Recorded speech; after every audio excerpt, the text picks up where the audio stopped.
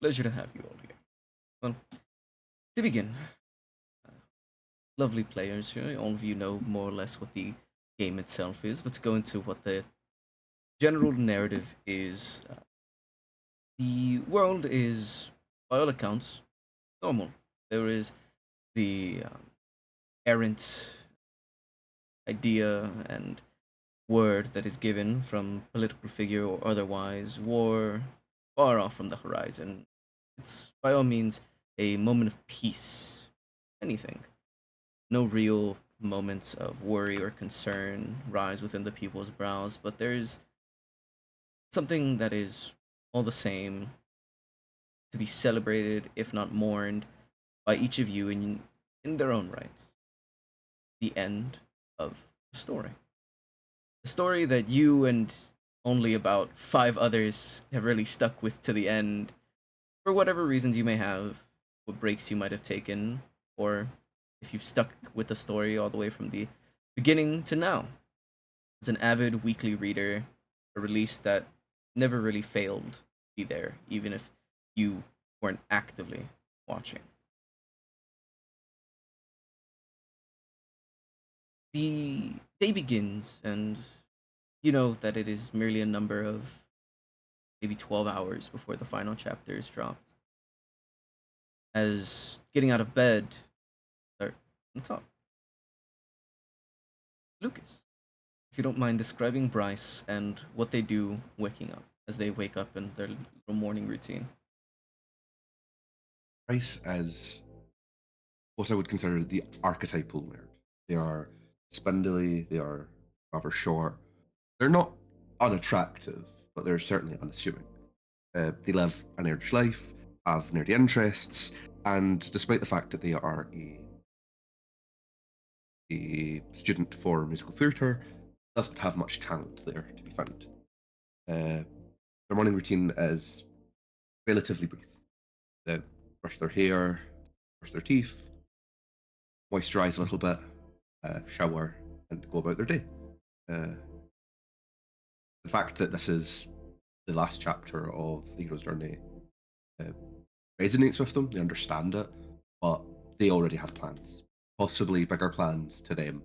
But that's a hard one to weigh up in their mind. A, a loose grasp of what it is the day might be, the idea itself resonating in your chest, but not the end of the world, right? Oh, Exactly. what bother? Go about your day, do what you might need, as the frame would shift to you, you. Describe your character and what their morning is like as the day approaches. Yes, Do is the archetypal nerd. He has long, matted black hair. His body is woefully frail. Um, he has deep eye bags under his eyes, as though he's only gotten a couple hours of sleep. And as he rises from his bed, he kind of saunters over to the bathroom mirror. He takes a good look at himself, and goes through his morning routine. He brushes his teeth. He takes care of his appearance. He brushes his hair. Um, he washes himself up. He washes his face in front of the mirror, and as he does, he thinks back on the story that he's read for a, a very long time now. He's been following this narrative, and well, it's been a source of comfort for him for the past couple of years, given his profession, given how he usually lives. Um, he's sad to see the story go, for sure, but he knows that it could not stick with him forever. And so he turns to face the music. He knows that he must live his life without, with or without this narrative that he's treasured so dearly, and he exits up, exits his home.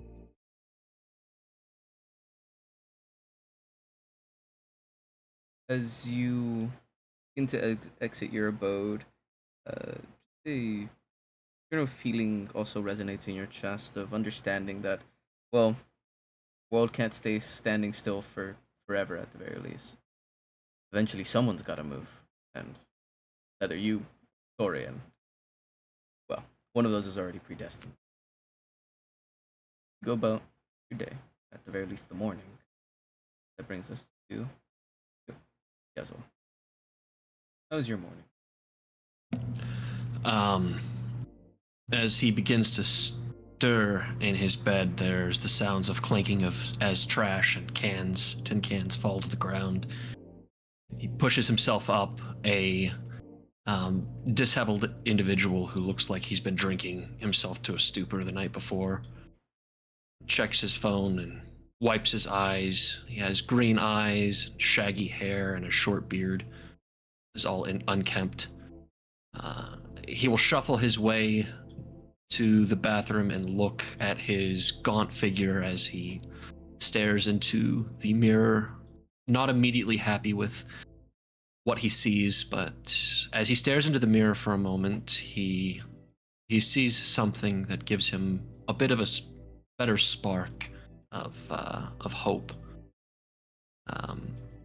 He'll step away from the mirror, examining himself. Yeah, this is good enough, I guess. Whatever. He'll shrug, look at the time again, realize he's late, and put on some of his least dirty clothes as he will make his way out to the day. Right.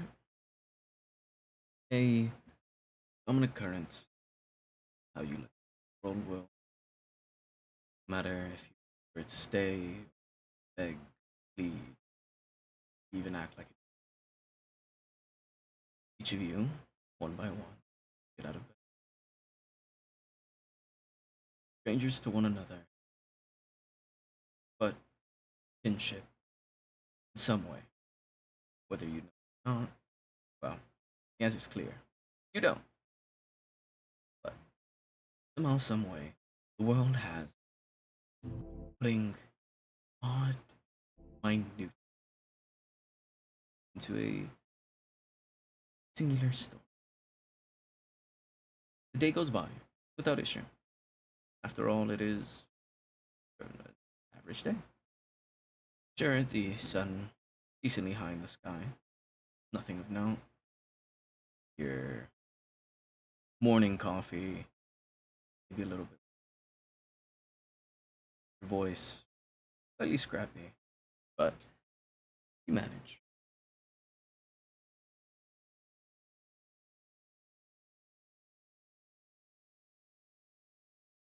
You,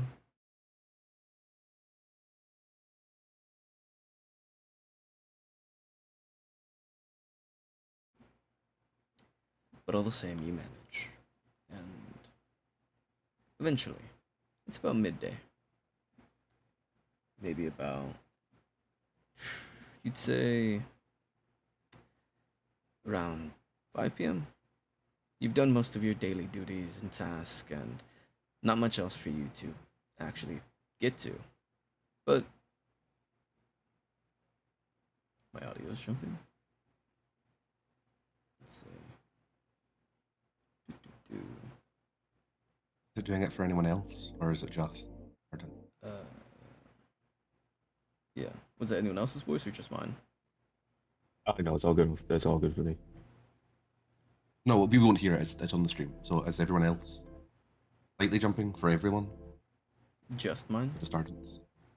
Uh, I have the same settings on my mic that everyone else should have on their.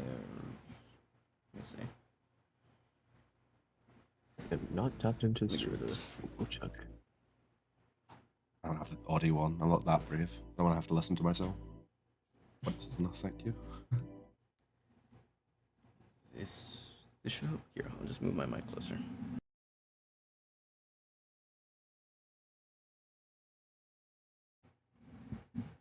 that that should help at the very least.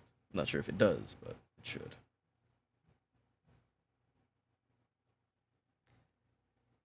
Slightly. Just his and the music bot that got better.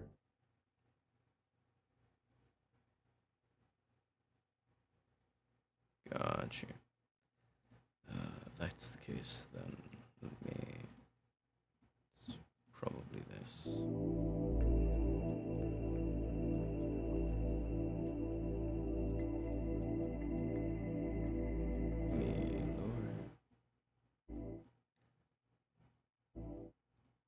I have not read the start of ORV. Actually, no, I did read the start of ORV for Katche when he was reading it. But I've not read it in so long. I literally cannot remember what the I am is referring to. Like, I actually do not remember at all what happens next in that panel. The bot is a bit loud, by the way. Yeah, I moved it up and then I immediately moved it back down. It should be at a hearable point now. At the very least, whenever it isn't like peaking. Let me try to move it up a little bit more. There. Now can it be heard? Well, without destroying your ear.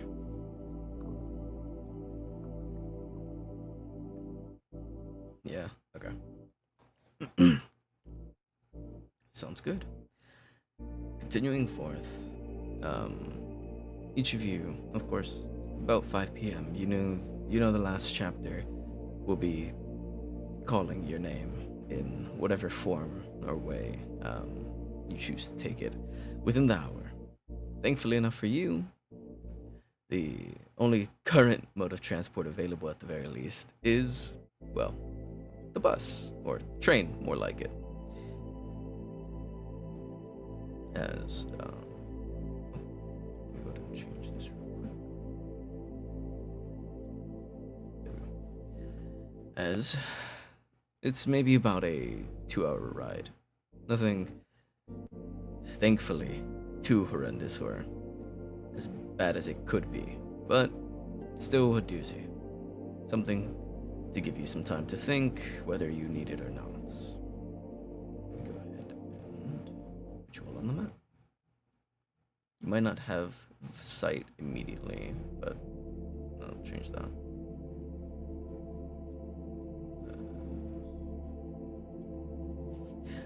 Bryce, where would you enter? Would you enter at the front of where the train would be, or would you enter around the middle or the back? I might imagine just the middle, whatever's closest. Middle, gotcha. You enter in, and you see that there's a few other figures already within the bus. Actually, a great litany. Most seats are taken, though none spare a few are of notable face. You're free to take your seat where you please. You should have control over your token. If not, let me know.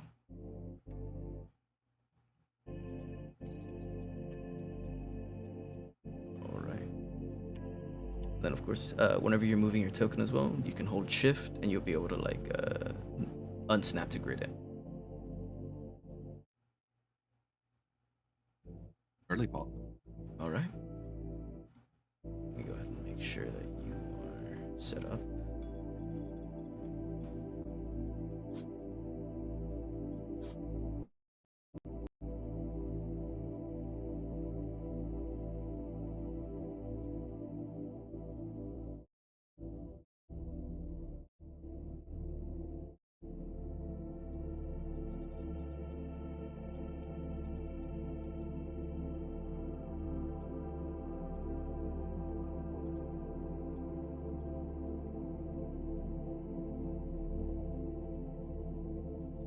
You don't have bathrooms on trains where you live? Is Canada actually like this third world hellhole? You guys have bathrooms on trains? Yes, I don't think I've been on a train that doesn't have a bathroom. I don't think I've been It's on one a of- train that has a bathroom. There's one in every cabin. Really? Yeah, I don't think I've been on a train that doesn't have a bathroom. Yeah, I'm not gonna lie It's to a you. completely foreign neither have concept to I. me. I've only been on 2. Maybe it's the difference between train and subways. Oh, even okay, no, the underground doesn't. You're right. Oh yeah, no, the subway does Okay, it, that makes obviously. sense. Oh right.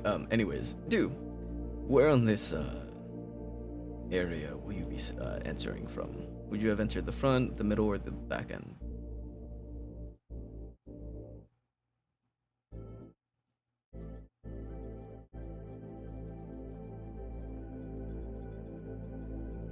Hello? Was that to me? No, that was to do. Okay.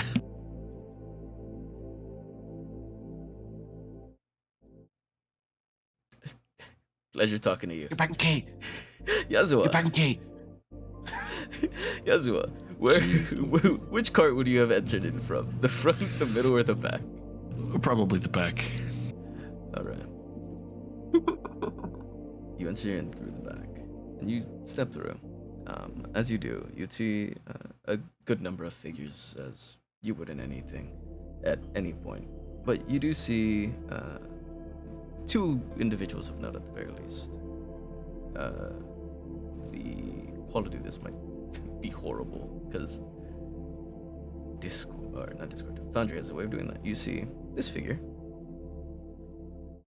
He sits with a odd companion on his like scruff. It's a little hard to see at first, given the little bit of a kind of fur coat that he has. But you're able to see like the head pops up a little bit after a second as he sits right here, leaning against the nearby railing on the chair itself, seemingly looking over something on his phone.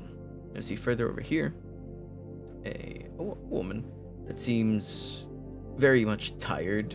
She doesn't look like she wants to be here, but she has a certain air to her that makes you kind of question what her whole deal is. But then again, in places like this, really, who doesn't have that kind of vibe to them? It's typically best to not worry too much about them. All the same, you may be seated. He looks like he grabs this rail here, and he's about to twist his body around and sit in this chair, but as he takes note of the woman, he, for one reason or another, changes and decides to sit in this chair. Taking the extra step. Taking the extra step to sit here instead. All right. And he will make himself comfortable. What is she doing? What is she looking at? It looks like as you look over towards her, she has in her like palm like those finger traps that you use, like that you would make with like string, as she's continuously putting her hands back together, expanding it, putting her hands back together, expanding it. There you go, cat's cradle. She, however, looks beyond that. In comparison to her art, she isn't wearing like a robe or anything. She's wearing typical office worker clothing. She has a white button-up, a skirt that goes to about like a little below her calf, and glasses on that firmly fit upon her face. Beyond that, though, she doesn't look like she's comfortable in the clothing at all. Kind of just work.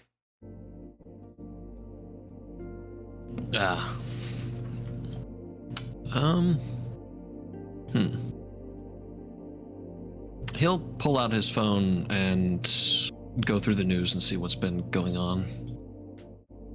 All right. Going through your phone, you'll see I'm assuming you have on alerts for like the hero's journey itself, like, oh, when's it gonna release, stuff like that, correct? Yes. Yeah. All right. As you open up your phone, you'd see that there's a couple alerts of like odd new like occurrences and all that from like your typical just news app on your phone of like, oh, sighting in New York of New York of this odd unidentified flying object or something like that, but nothing that really kind of hits any point of like, oh yeah, something of actual merit. Everything's kind of just, oh well. But you do see that you have a notification. Two actually. One from the service in which you intake the hero's journey of like, oh hey, reminder here within the next like 30 minutes, the last chapter will be dropping, and then you'll see that you have another message that is, or another notification that is a message on the same service. Raise an eyebrow and click on the message. As you click on the message to open the inbox, we'll move over to Do. Do, are you here? Hello. Quick intervention. We cannot have a city called New York. and that's it. Let's Hey, go back. that's the first one that's getting nuked. Don't worry. Ah, thank you, I appreciate Yeah, that. I got you. Don't worry. Where of all these seats, or which cart would you enter from? The front, middle, or back? Probably somewhere in the middle. Okay. You enter in, and as you do, same thing for you. Not too many individuals of note. You do see one person sitting like directly away from you, and then another kind of younger man. This guy that sits with a pair of a pair of headphones on that are like those glow up cat ear headphones, and they have a bunch of Oh, good. stickers on them, and he is like actively bobbing his head left and right, and you very quickly notice why no one sat in this chair, as he is actively kind of like moving between them, as he is too energetic, so to say, if he's not holding the headset to keep it on his head, he is actively like drumming with his fingers.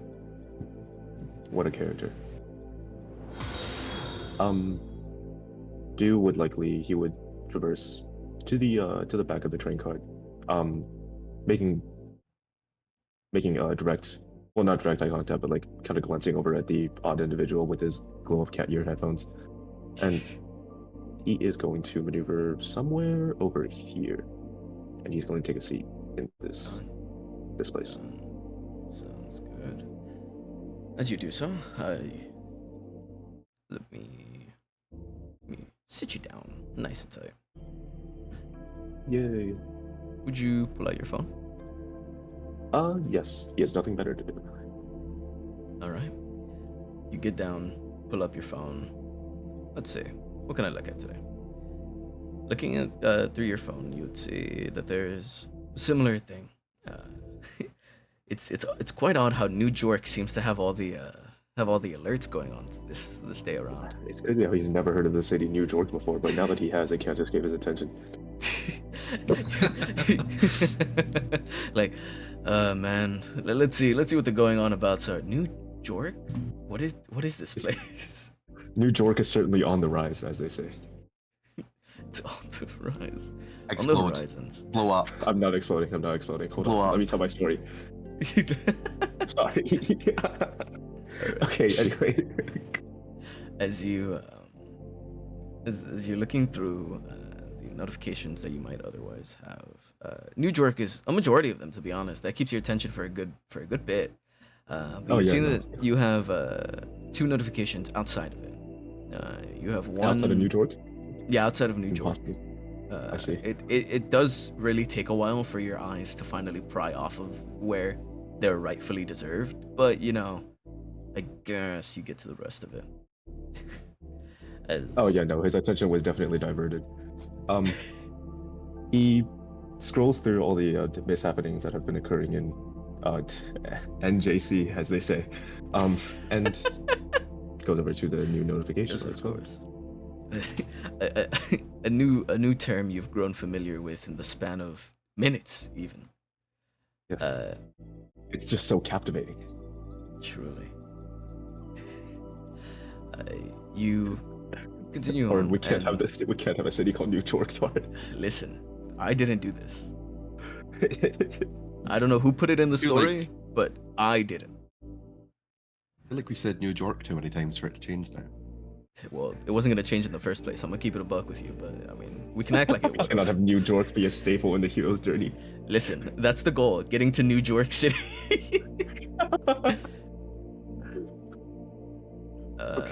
However, looking through it, would you have notifications turned on for like the chapter releases or no?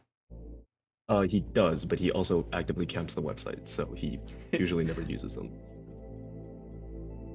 Alright. You it's like you have like 5 tabs always open on your phone. You'll like always like click the open tabs, go to the website, refresh it twice, go, okay, I guess there's no update. Go back to whatever He you were actually- looking at. He specifically has an alarm set for when every single chapter comes out. You go to your like dear clock on your phone and you're like, as you see the everyday setting on the alarm, or like every day of, and then every week, the Exactly. little alert on your calendar, He goes to the weather app. He checks tomorrow's weather. He scrolls over to whatever communication app he uses, sees that there are no new messages, and he taps back into the website. You go back to the website, and you see that you have 2 notifications as well. You have the notification in regards of like the semi-hourly release. It's really weird how the website works. There's an option for like once a day to inform you like within the day, like, hey, there's a chapter release. There's the hour, and then there's like a half-hour reminder that like, hey, this shit's dropping in like 30 minutes. And then 30 minutes after, if you haven't read it yet, it'll send you like 5 more notifications, and then it just won't send you anything. Oh yeah, no, that's the one he has on. As you see, you have 2 notifications, or 3 at this Yes. point, I suppose. Actually, you have one from the Maybe hour more mark, in a couple seconds. and then you have one from the 30-minute mark, saying, "Hey, the new chapter is soon to be released."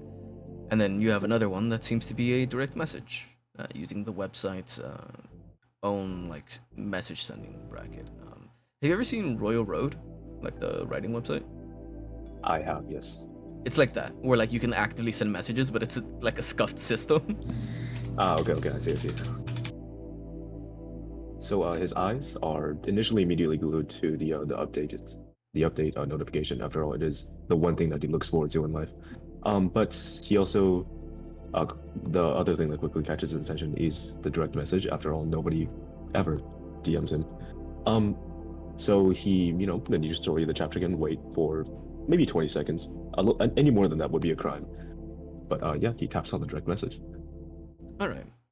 Going through your phone and the inner workings of like, okay, let me catch up one more time on the second to last chapter before the epilogue comes in. You go Yeah. through, you like, okay, cliff notes. Okay, all the okay. You go to the direct Yes. messages. The only real direct messages that you have are of people from the past, like whenever the hero's journey first started. And are you the kind to ever leave a comment or anything on like the story itself? He would only stalk the story. Okay. There's a couple like messages that you have, maybe only like 2 or 3, that are of like Mhm. if you ever go through like the viewers of like a story, and it shows like, oh, active reader, or like active viewers, or favorited list. Typically, yeah. a list is too long to note down everyone. However, this story only has like 5 people that follow it actively, so a couple messages are like, why are you still reading that garbage and all that? Whether you responded or not, who really cares? But the new message seems to be a direct notification itself from the author of the hero's journey. Oh. His eyes widen a little bit in surprise. He hadn't really expected anybody to take note of his activities, especially not the author of his favorite story. And it matters not what the reviews say, it is his favorite story, and it will continue to be for the rest of time. Again, the new chapter can wait. He taps on the notification from the author. Tap on the notification, and as you do, it is about 3 messages that you're able to read through. The first one is a thank you message. It is seemingly personalized.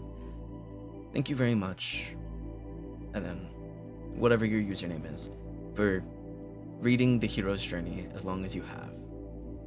Second message: continued belief in me has inspired me to keep writing this, even when I believe that no one else would be interested in reading it.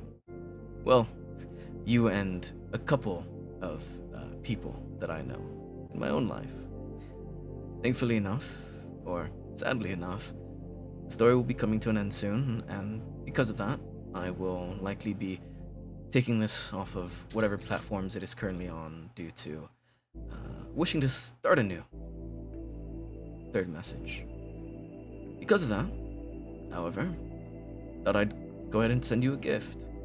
If you don't mind, whenever available, hopefully within the hour of the newest release, please send me your email, or whatever email works best for you. Very nice. Again, not an expected message in the slightest. After all, he's never interacted with the author himself. He's never really interacted with the story outside of giving it his full attention every week. And yet his favorite narrative is coming to an end, and so he feels like a little bit of a pinch in his heart. Outside of that, he knows that, again, all good things must end. And he sends over his email, which would be his work email, because that is the only one he has. You send over your work email, and you get a response maybe within the 30 seconds. Sounds great. I'll get the gift to you as soon as I can. As always, it's been a pleasure. May we meet again. He goes to type another message, but he figures that the author is probably, a little too busy for his time. And so he sets his phone down and breathes a sigh of almost thankfulness that he was at least remembered by someone. And he sets his phone down.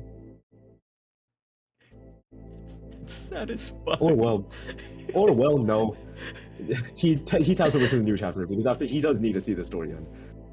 All right, you watch as the timer ticks down of the minutes. It's maybe about 15 minutes till. You have the extended timer. There's the regular timer, which is just the minute countdown. There's the fan timer, which is the second countdown, and then there's He does have the world clock pulled up. There's a special royalty for the top 10 readers of any book, but this story gets so few readers that you're always in that list, and it's down to the millisecond of when the author planned the release. And he does account for the website's delays. He's like, okay, if I refresh right at this moment, I'll probably be able to get it in the scope of this. Yes. Now you're thinking. As then the camera would pan over to Bryce. What are you doing in these moments leading up to the chapter release? Well, as any niche internet micro celebrity knows, mental health is a lot about personal time. And so while usually Bryce is surrounded by his peers of countless fans and sycophants aiming for his favour, he takes commuting very solemnly. He stays quiet, he doesn't really do much. He likes to, feel the notifications on his phone, sort of guess, how popular he is that day, depending on it. A lot of his mental health is riding on it, and he's not going to ruin it by finding out half of it is just sponsorships he's not going to take. His phone keeps on buzzing, and he's like, yeah, rack it in. This is what I need today. Yeah. He doesn't turn over his phone to see 7 emails from Yahoo going, hey, have you logged into your Sam's account recently? Exactly, that's exactly it. You've got him down to a T.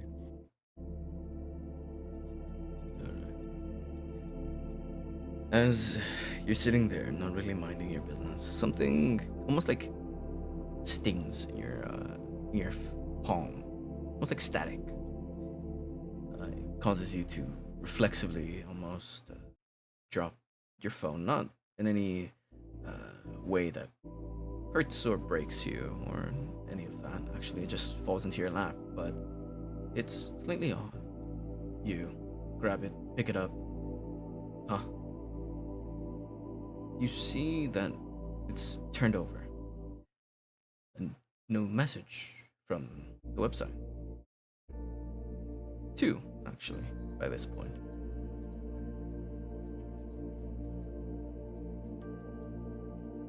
Would you check them?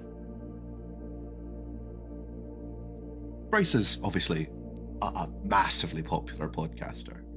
Hundreds of viewers. And he's used to, spam emails, spam messages, but this site is not a place he often advertises on. So he's fairly confident that whoever's messaging him there is either someone who he wants to talk to or someone who wants to talk to him. So yeah, he'll definitely investigate the notification. You open up the message. It is an alert. Whether you have them on or not at this point, you're active enough of a reader that you see that, boom, there's a notification saying that the newest chapter will release in 15 minutes. But you'll see that there's also a message directly into your direct messages. it is, as it was for Dew, directly from the author of The Hero's Journey.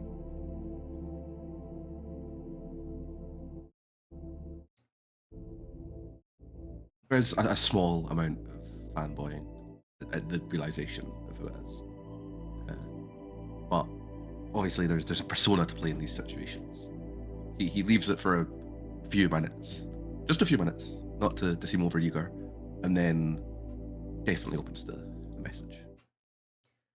You open the message. As you do, 3 notifications, or 3 sent messages. Same as before, or same as with Dew. Hello. Unfortunately, I did take a little bit longer than I expected to get to you, but hope I haven't caught you at a bad time. I've appreciated your patronage for as long as I've had it. However, I will likely be removing my stories from where they are currently available. Maybe the hate really has gotten to me, as it's like a little wink emoji at the end. But no, in all seriousness, I appreciate you. I appreciate you for having listened along for as long as I've been willing to write. And although I've never come out and said it, those older podcasts of yours really were something. You know, if anything, I'd say you probably know the most about the world that I've lived in.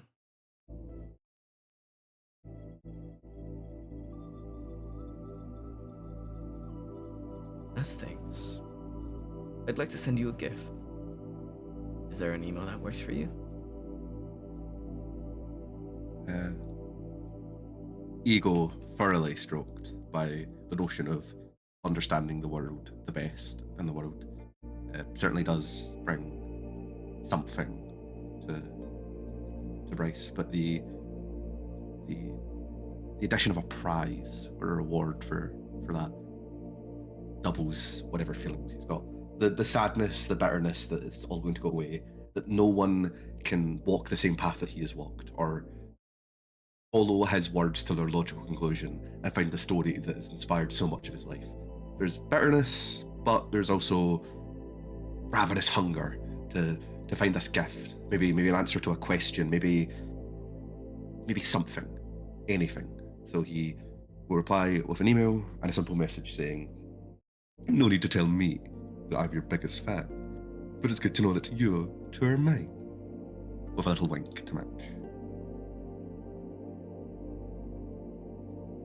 Response within seconds. Of course. It's always a pleasure. May we meet again. As it's a matter of time until the newest release, but that's all. Yes, returning back to the final one, or the first, all the way up here.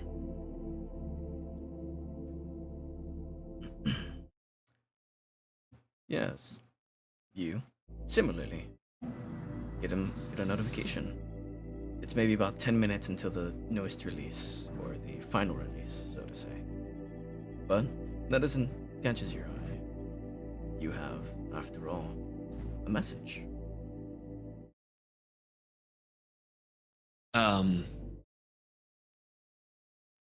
Yasuo will pull up the message and scan through it. Alright. Scanning through the message, it's a little bit more personalized for everyone, of course. Hello there. It's a pleasure to finally speak with you. You know, it was hard getting in contact with you. Despite the viewer list always being active, can't quite say I always knew if you'd turn out, but I'm glad that you did.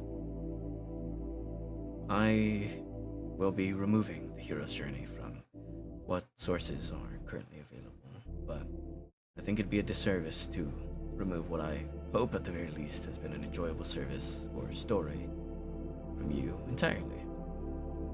As such, I'd like to send you a gift, and sorry for getting to you so late. I thought I clicked send, but I suppose I'm a bit clumsy nowadays. At the message, he will stand up and visibly start pacing a bit back and forth as he's reading. This bastard can't give up. He's been going by himself. Fuck. Just to catch the attention of some of the other inhabitants. You see this guy like looks up from his phone, looks over to you and goes, like slightly moves his legs over to like where he's not facing towards you. She looks at you, looks at her cat's cradle, looks at you, lets out a sigh, and just goes back to playing with it. A couple of the other like people that are around here like grab their stuff and move slightly away from you as you're like pacing around like, yeah, let me make sure I have my stuff on, or let me make sure I have my stuff with me. Damn. He'll run his fingers through his hair and go back down to the phone. And he'll send a reply. I'm honored that you kept track of me, being one of your few viewers. Your continued determination to continue this series has been inspiring to me, and I am a little bit upset to see that you're stopping. And I'll send that. As you send it, you'd get a response maybe within 30 seconds. Clearly a show of probably how fast this fucker can type, given the fact that it seems to be like a longer paragraph. Then again, they are a bit of a novelist, so who knew? The response is, of course, hopefully moving to greener pastures, but you never know what the world has for you. I'm glad that you've been able to partake in my world at the very least. But with that said, would you have ever left any comments or anything on the on like the post? He's probably a little bit too lazy to. He might have left like an emoji, like with like a thumbs up. every like 5 chapters, he'll leave a thumbs up emoji, like cool. All right. In which case, he'll continue.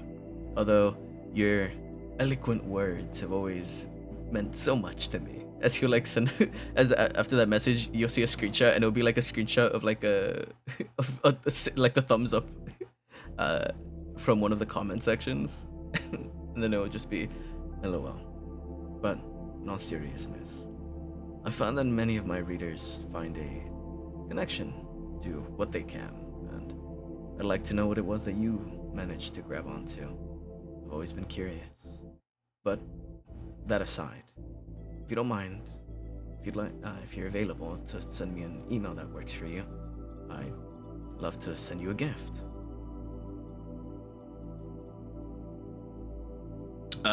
I'll put an emoji that's like got the eyebrow up, an inquisitive one. A gift. I'll send that. Just with a question mark. Like what? Yeah, something that hopefully will tide you over for if I ever do write another story. Though something tells me this may be my last.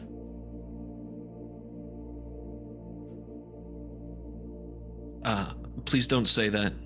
I would greatly look forward to anything else that you put out in the future, and I will attach at the bottom of that my email address. It's lovely to hear. As that is the last message that they leave you. I will send him one more, or them one more, that just says, if you're ever in, and then, like, I guess, what city are we in? You're in Old York City. There's New York. It's maybe like 2 states away. Old York is, it's old money. Dungeon Master, listen to me very closely. We can't afford a second Jork. We can't afford a second Jork.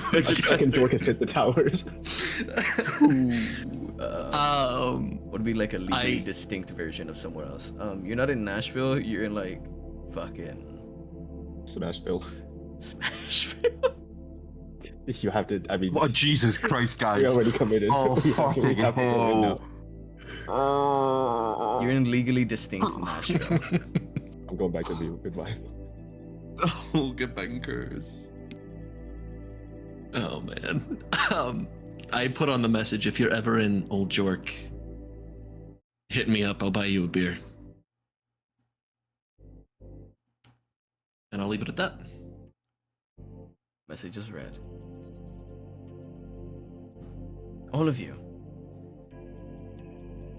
Whether or not you count down the seconds like like a No, I certain have no idea how to remember individual, those or whether or not you simply wait for the notification to come to you. Ultimately, there is a bit of a unity, so to say. The newest chapter releases, and it is, well, probably the first thing that sticks out is the word count. Of course, in a website like this, they give you a rough idea of how long that you might take to read this. All of the other chapters, for the last, at the very least, 1,000, maybe 1,500, have always been, at the very least, a 30-minute read, as dictated by the website. Which, when it comes to text, you know, it gets you somewhere, at the very least. Something to do. This one's only about 3. You go through.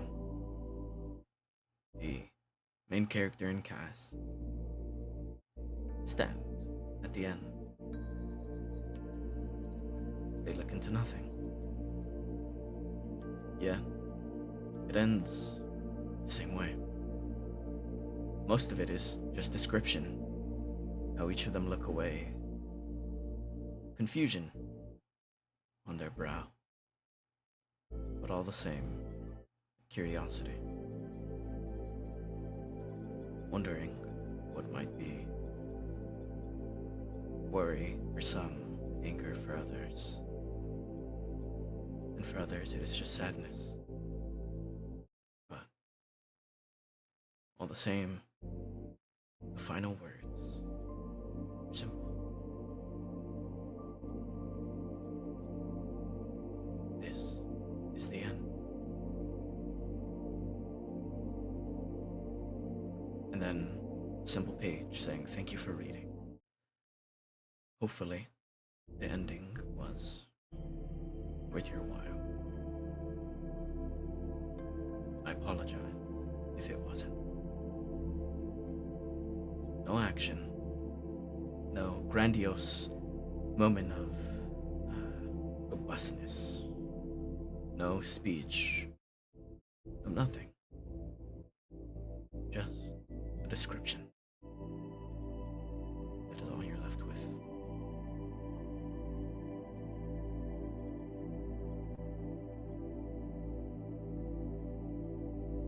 Bryce, what is your reaction to this? There's obviously finality. That's their first fault.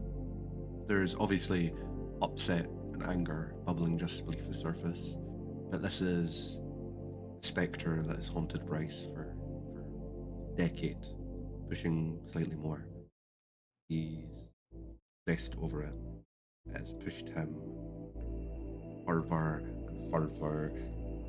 It has turned his life into what he would only consider a dream. And now that it's over, he feels complete. And also, he feels like it was complete and utter horseshit.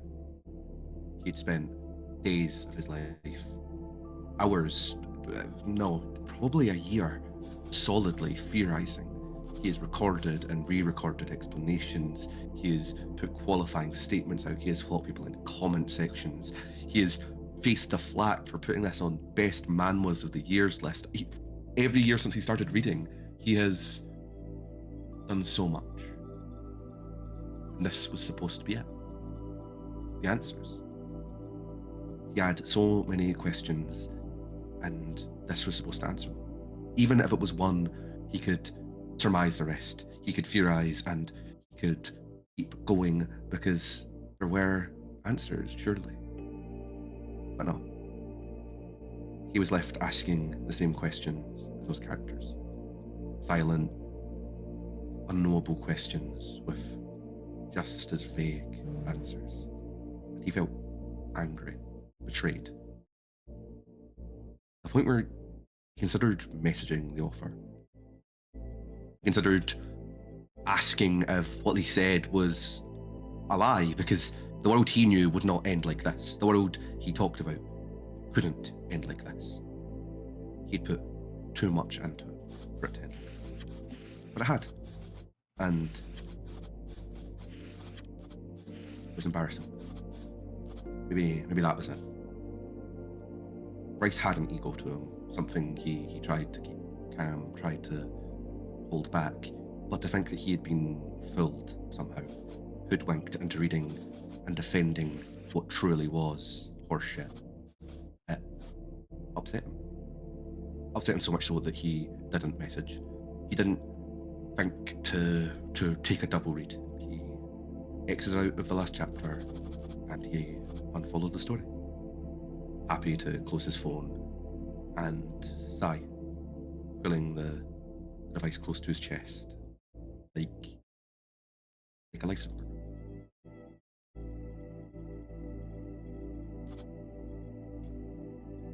Moment by moment. Anger, regret, emotions, all the same. You leave the story as it is. Do. What is your reaction? Lou reaches the end of the chapter. For a couple seconds, he desperately scrolls down, seeing his page flick back and forth, down to that very last message. For a split second, he considers shedding a tear, but then he remembers he's on public transport, so he does not. And he flicks over to another website. He turns on some music, and he reaches into his backpack.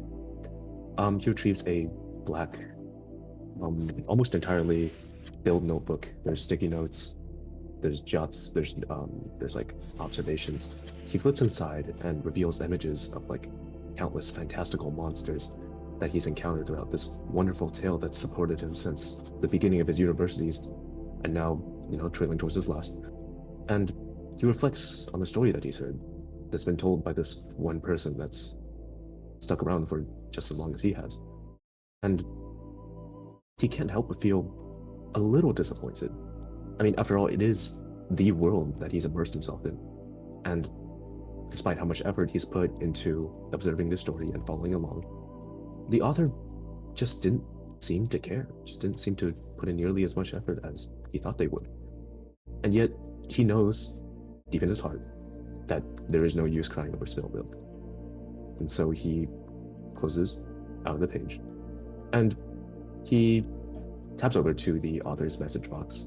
For just a brief moment, he considers sending a message, perhaps a reciprocal thank you, perhaps a bit of a complaint. Yet still he looks away and he exits on his phone. And he stuffs his notebook back into his backpack.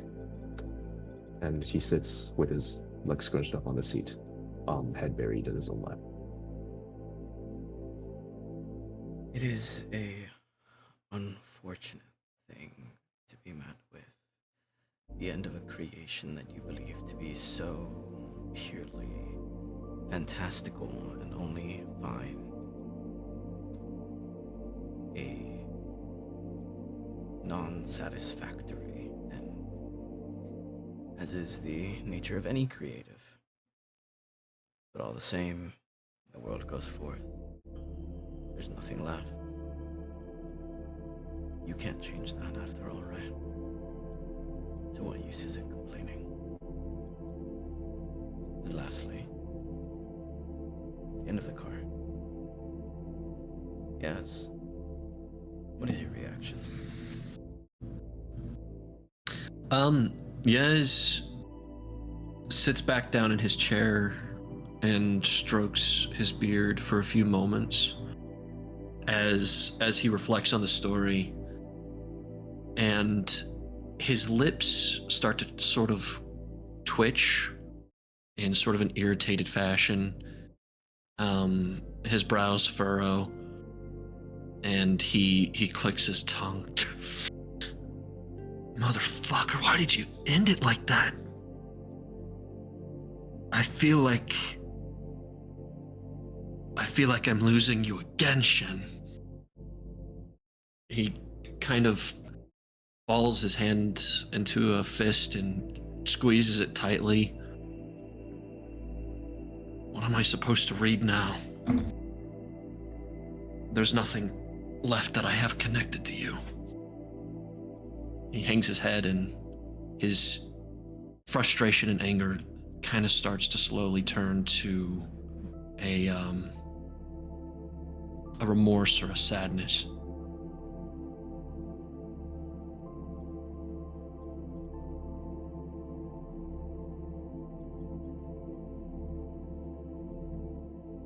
And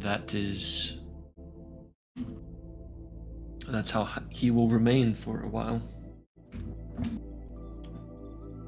All right. A universal tragedy of sorts. Each of you, in your own rights, accept, deny, regret. But no matter. After all, there is the world ahead of you.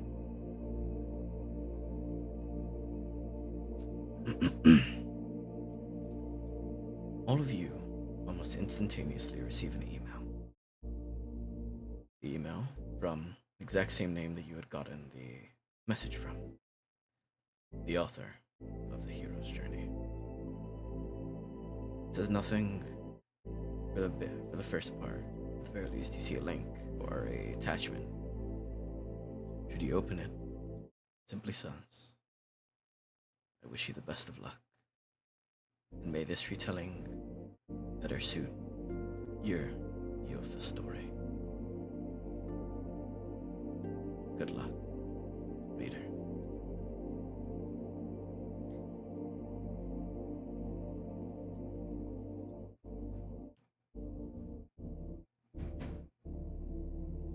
As this happens, all of you feel the rattling of the car. A odd rumble beginning to set in through the system as you enter in through a cavern or like a cave. Going through, all the lights shut off, and although a bit of disarray is expected, it's never like this. You feel the rattling grow stronger and stronger before you almost swear you hear something shatters. You're not sure what it is, and it begins to worry as some people start looking around confused, grabbing some of their things, making sure that they don't fall as people, whatever, those people that might have already been asleep begin to clatter to the ground, waking up suddenly. Before then, you feel a sudden halt. Your bodies are almost lurched forward from the sudden speed, and you feel a very sharp pain. As your eyes are closed, you feel blood. You look around.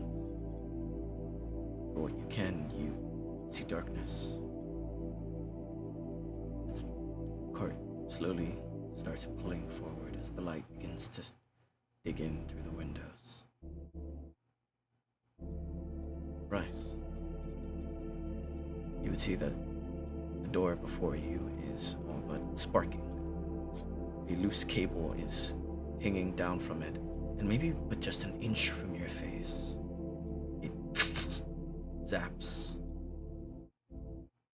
Moments away from a potential death, you manage to scoot backwards.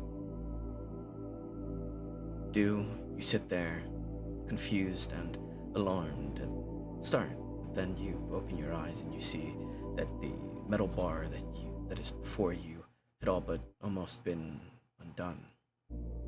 The majority of it, what support it did have, broken off in the sudden rattling of the train's cart, as it has all but almost grown into a bit of a sharp spike as you caught yourself maybe a few inches away from the pointy end of that demise. You breathe a sigh of relief, inches away from death.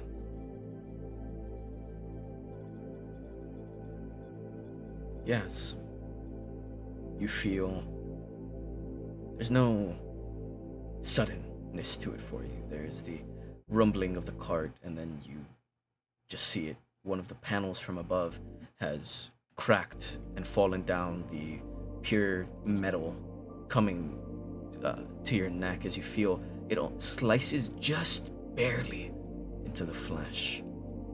You feel the trickle of blood beginning to come down, as it is a arduous task to even consider breathing, as you feel sweat bead at your forehead, moments away from a potential death. As everyone begins to stand, what are your all's reaction to this?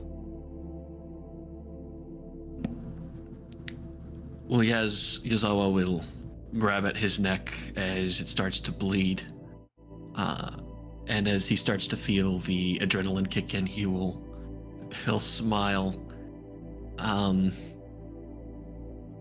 Not of an enjoyment, but very clearly of nerves getting to him, as he'll start to chuckle to himself.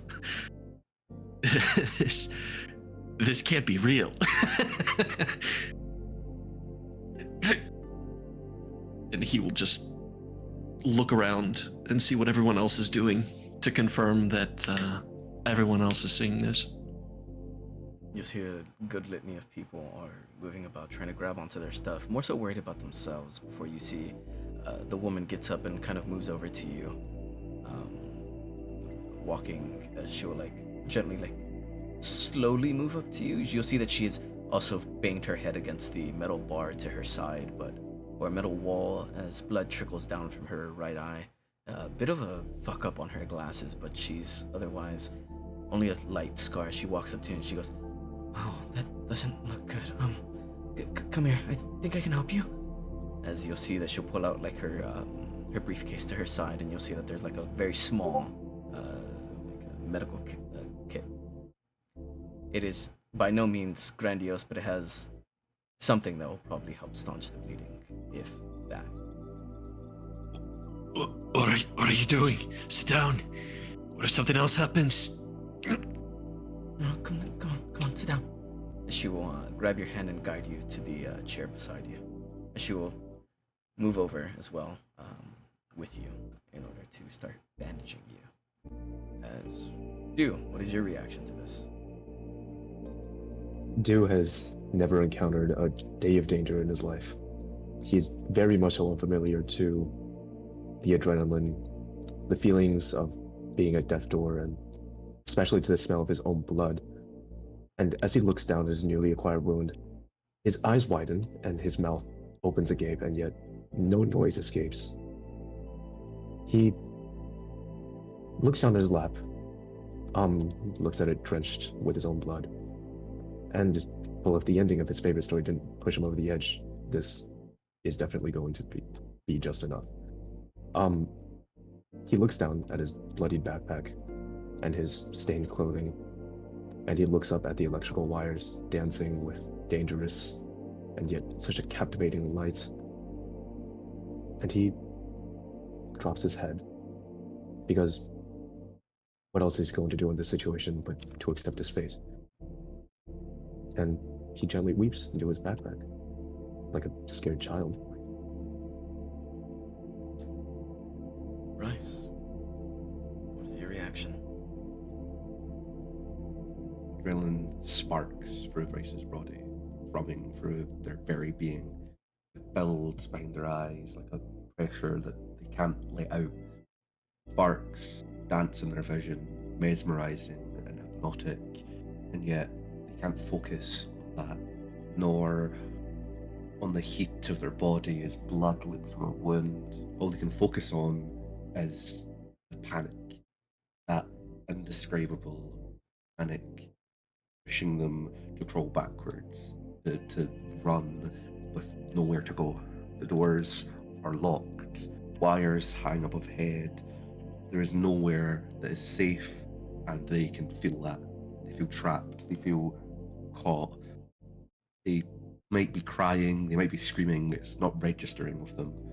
All they know they're doing is pushing and clawing back against a chair that is not moving, haunting themselves with the fact that they really can't escape, lest they risk another brush with the metal, or even worse, the live wire.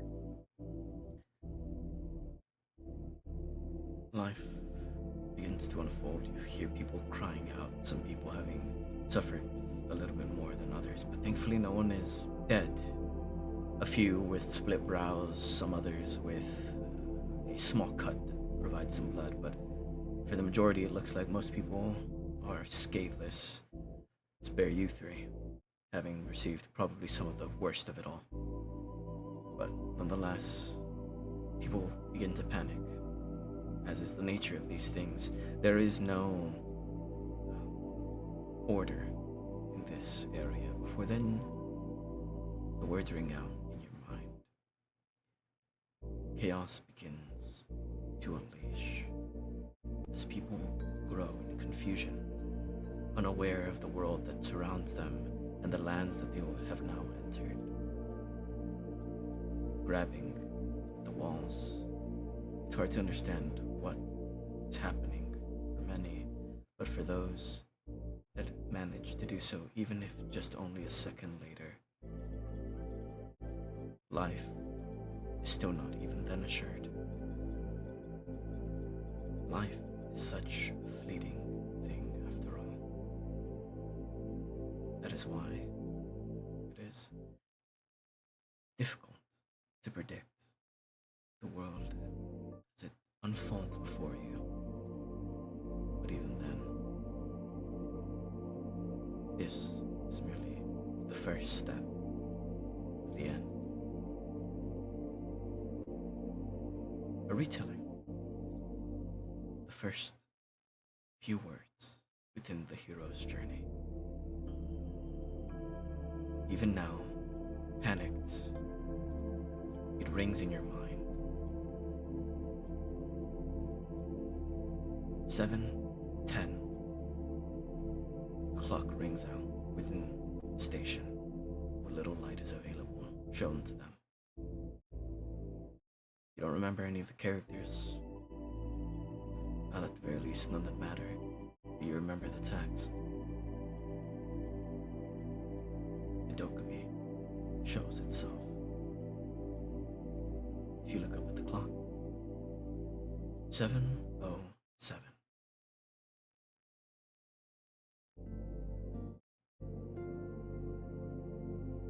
Continues to tick.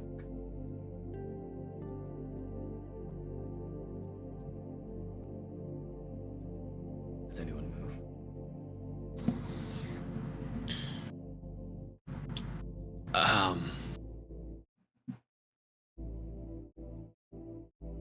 Does the train, is it continuing to rumble as if there are problems, or did it seem to mellow out? It is all but stationary at this point, beyond the activity of some live wire and some of the nearby poles that have been broken off from likely oversight.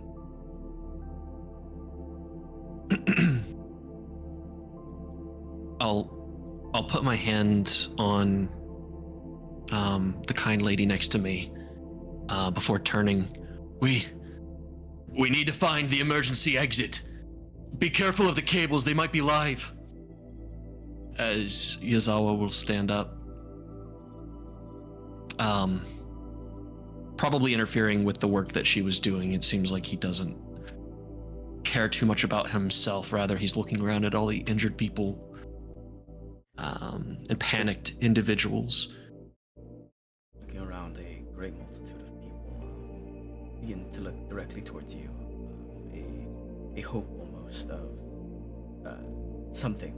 After all, any pillar of order is much better than a extension of chaos in this moment. It hits you. You remember something. You remember faces. They were nondescript to everyone else, but everyone here, you've seen them. No, you've never seen them. You've pictured them. Kind old lady that sits across. The young businessman with a briefcase, but you don't remember them or when they stood. It is the description of the carnage that was left in cart 7017. You look up. That's where you are. The people that stand around you.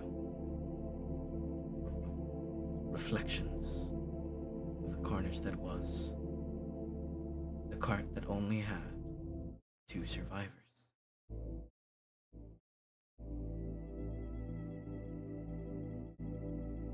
The clock hits 7:10. All of you see a almost rattling as a beam of light begins to show all the way at the bottom, or all the way at the front. It crackles in orange hues as it begins to tear and rip throughout space. It's hard to get a fair idea of what might truly be going on.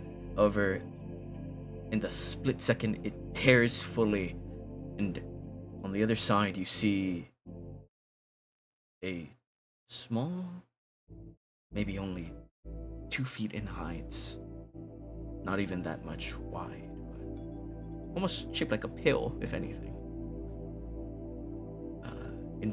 Creature, horns that peer above its head like a reef, and black beady eyes.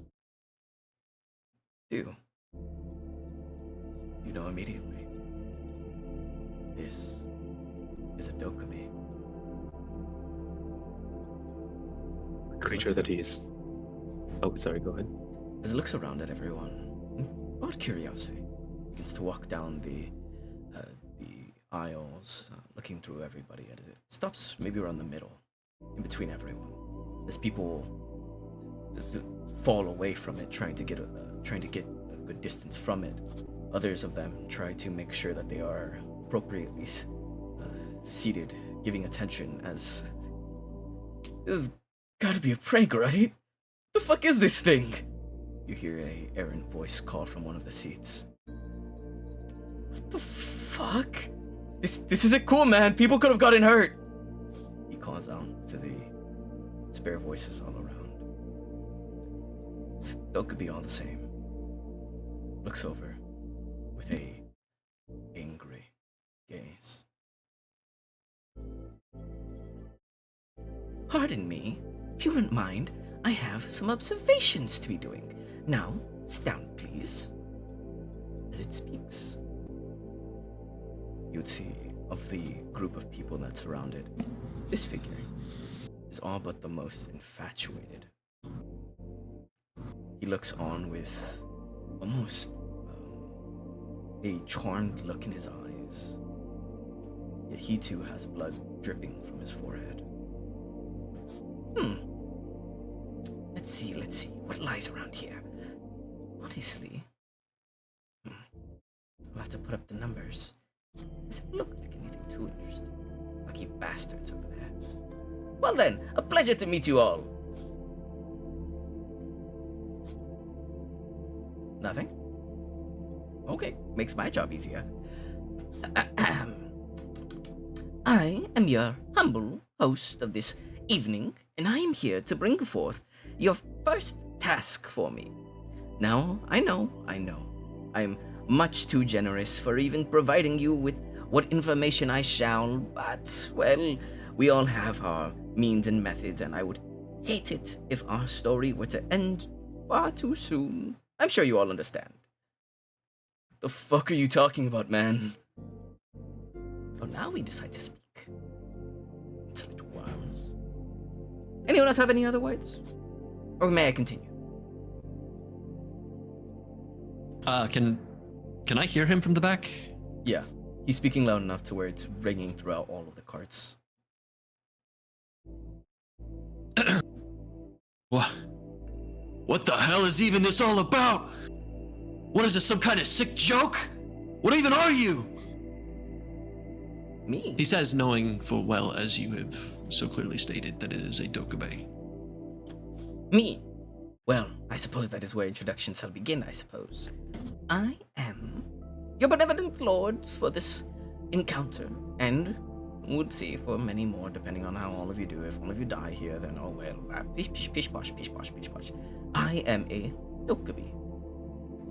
What that means? Well, that's up for you to find out. If you survive. If you don't, then, well, there's no use wasting my breath. Continuing on from where I had previously been standing, I suppose. You see as he, floats in the air slightly. As I was saying, get us out of here, man. Let us... Shh. You see the body falls to the ground. Their skull popped. Now then, any other interruptions? He looks around. You in the back of the cart. He muffles his scream with his backpack as he recoils further into his seat.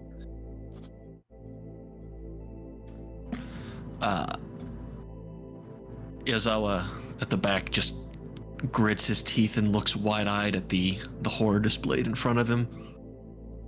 He looks like he's about to try to take a step forward, but his nerves get the better of him, and he will step to the side, kind of more blocking the kind lady that was sitting behind him. You would hear a stifled as she all but has to restrain herself from screaming at the side. As the individual, the figure will go, lovely, lovely. See, we're all very fast learners. I'm glad to see. Truly. Well, no, this is not a game, well, at the very least, not by any means that any of you would find conventional, I should state. However, it is for us. Well, me at the very least. I'll leave you all here for the time to come with your first scenario. It'll give me enough time to prepare the second, I hope. Though, I do strongly advise that you pay good attention to everything that I present you with. After all, there is no and or ifs about what I give you or tell you. You are merely to oblige and do your best. He looks around. Lovely then. All of you will see a blue screen appears before you. Ta-ta! I bid you all adieu. I'll be back to make sure the carnage has begun. As it disappears. Main scenario 1. Prove your value. Kill one or more living organisms. Penalty for failure. Death.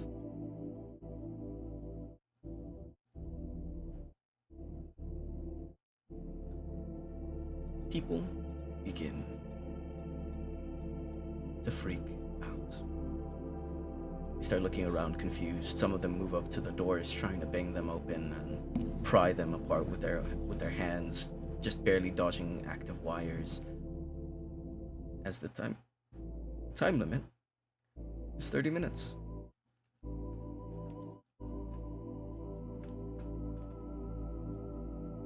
Stu glances at the blue screen that's appeared before him.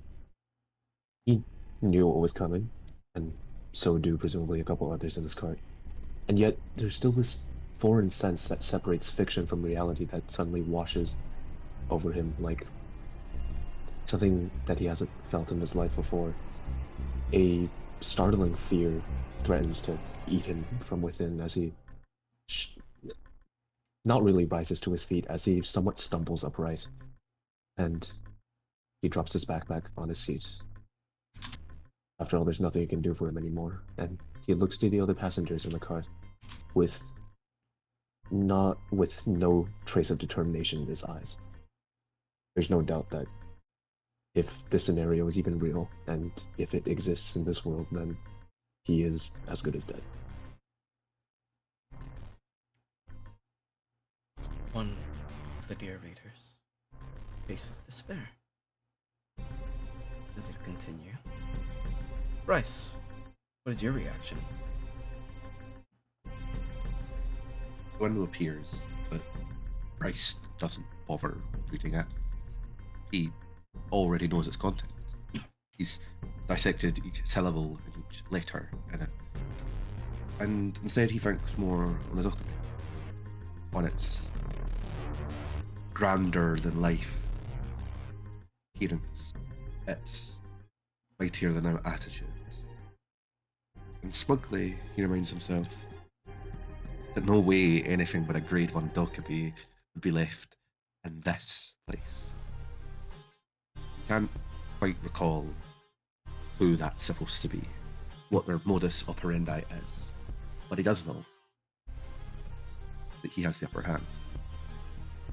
Pain radiates through his arms, his head still swims with thoughts of what if and why, but he doesn't act on them. A smile instead spreads across his face because for the first time ever, Bryce Powers Miller has actual power. Closing out of the scenario window, he reaches forward for one of the broken handrails, testing it in his grip as if brandishing a weapon. As others rattle against the door, temptation did strike out to maybe nudge that wire, give them a real shock. But he's not that gone yet. Instead, he thinks, why don't I check my attribute page? That ought to have something that can get me out of here. Hope in another. Yes. What is your reaction to this? Just to confirm, the message box does say kill living organisms, correct? Kill one or more living organisms. That is the goal. He sits back and he looks to the kind lady behind himself, and then his eyes start to dart around the room to all of the people as they begin panicking, and he's stunned for a moment. 1 second passes, 2 seconds pass, 3 seconds pass. He does nothing and stares in abject terror. Man, I could really use a cigarette right now. And as he says that, he pats his pockets down and he pulls out his lighter and he stares at it for a solid few seconds. Living organisms. Cells are living organisms. He will strike the lighter and start burning a hole into the palm of his hand. You start burning and burning and burning. It is excruciating. First roll of the game. Go ahead and give me a con save. Uh-oh. Let's just check your stats actually. Let's have a look see. I've not seen this sheet yet. How about Oh we all fuck. just- how Oh about we all fucker. interrogate each other?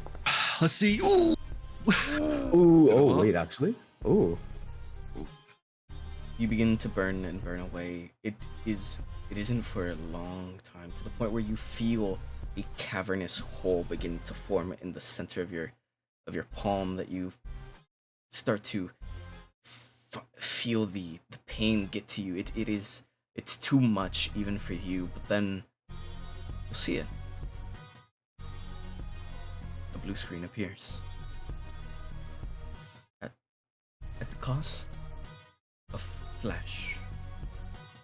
Seemingly, you've won. Oh, One moment.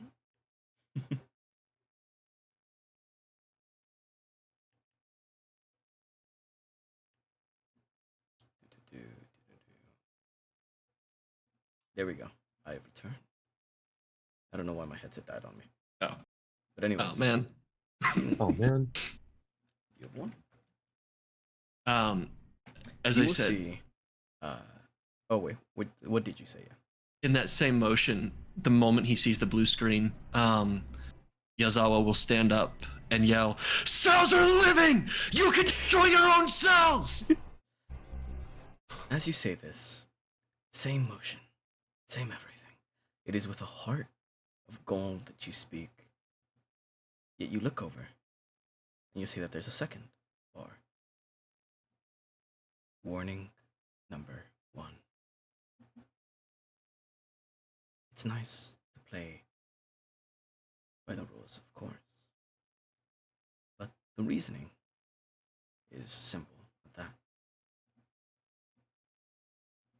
Not enough entertainment. Penalty for next warning within this scenario. Death. Grits his teeth and sits You've back succeeded. down. As you have succeeded, you will see that the notion says, congratulations, you have succeeded. You gain 40 points. 30 for completion, 10 for being the first to complete. You may add that to your gold tracker. However, you will watch as you sit back down, grimacing. Another individual nearby will begin to try to do the same thing. A smoker begins to burn through the palm.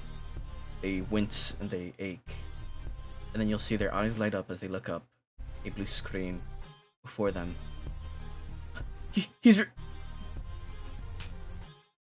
skull pops. Looks like the warning wasn't just for you.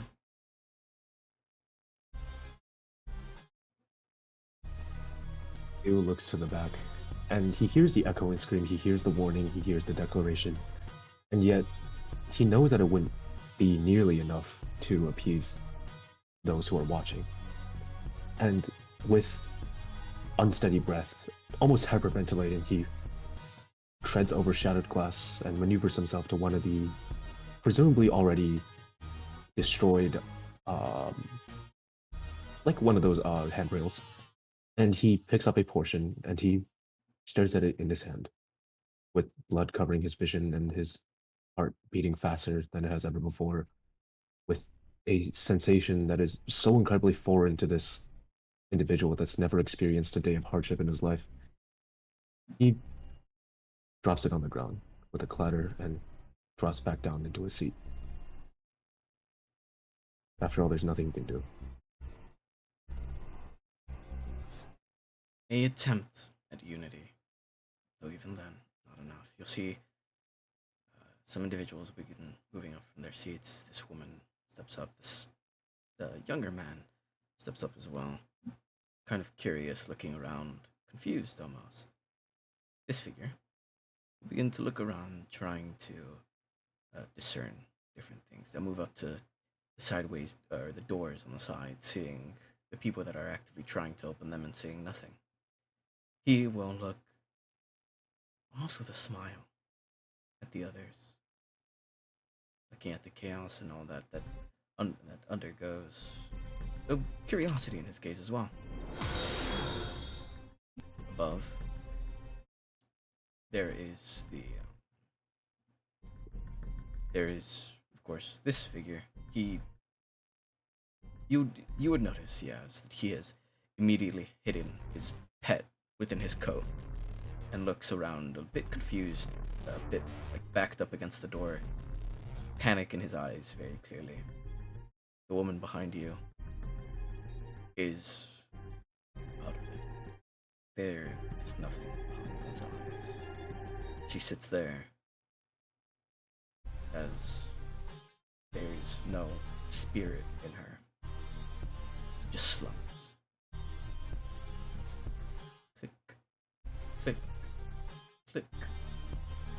continues further down. You see people rummage through their phones trying to contact whoever they can. Some people call the police, some others try to get hold of their loved ones. Nothing works. Nothing at all. Though it's almost as though connection is still allowed and almost provide a taunting atmosphere amidst all of you. A humorous laugh meant to be shared as you are able to see and observe everything from the outside world. A catastrophe seemingly being underwent.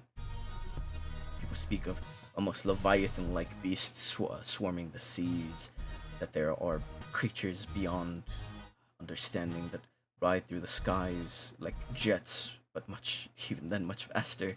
It is hard to understand what's going on. But even then, a life still hasn't been taken. Reappearing within the center. Maybe the 20-minute mark. No one's dead yet? Well, actually, one of you. Where's the body? Look around.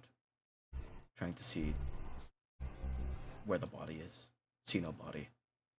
One of you completed this. There's no body. This simply won't do.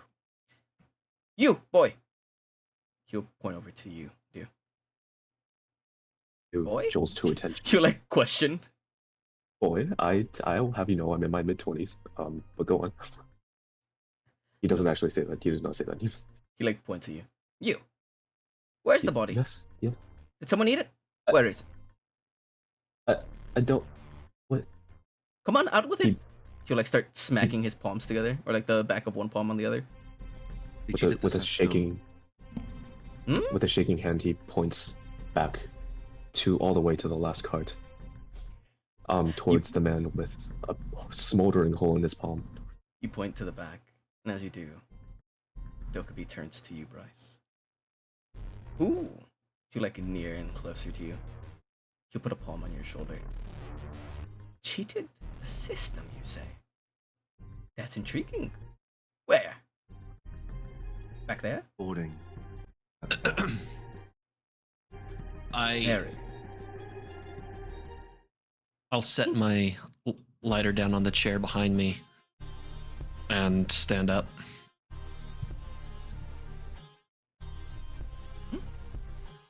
Is it him? He'll point to you, Bryce, and then point to yes, he's standing up. The one and only. Perfect. He will disperse, reappear next to you, Yaz, as he'll put an arm on your shoulder and go, listen. I appreciate it. You're really helping me out here, cashing in the views, getting in my nice little bag here. However, I will, if you won't be killing anyone, I'll need you to step aside so I can still, act like no one's finished this. You're more than free to stay over there. If someone kills you, that's not really my business. But that aside, this is very unfortunate that no one's died yet. If all of you still think that this is a game, snap his fingers, you'll see a screen appears in between every cart, right here, right here, right here, and further down even, of the world at large. There is dozens of different perspectives, multitudes of carnage breaking out. You see that amongst all of them there is a schoolyard. There you'll see almost like a college, a large grandiose auditorium, and yet in it all but one stands at the center of the stand. Their eyes look gone, very little left in them, but they live, and you are very clearly able to see the skulls of all those around them that have popped. Then it changes. There's another site. This one's just a casual street, or it was at the very least. There's dozens of cars that have smashed into one another from the disarray. There's people that are actively tearing each other apart. Yet even then, pain is one thing, death is another. Dozens. Why? On dozens of heads pop. Why are you doing this?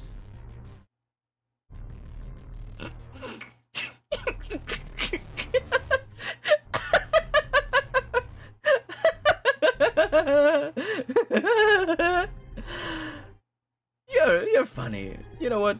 I'll give you that. You're funny. Oh, you weren't joking. Oh well. I give him a very stern look. He'll start like walking down continuously. Oh well. Everything else has already been organized, so given the fact that there is no body, even though that there is one completed of you, I suppose I'll be generous. You'll see that the clock on the panel shifts to 8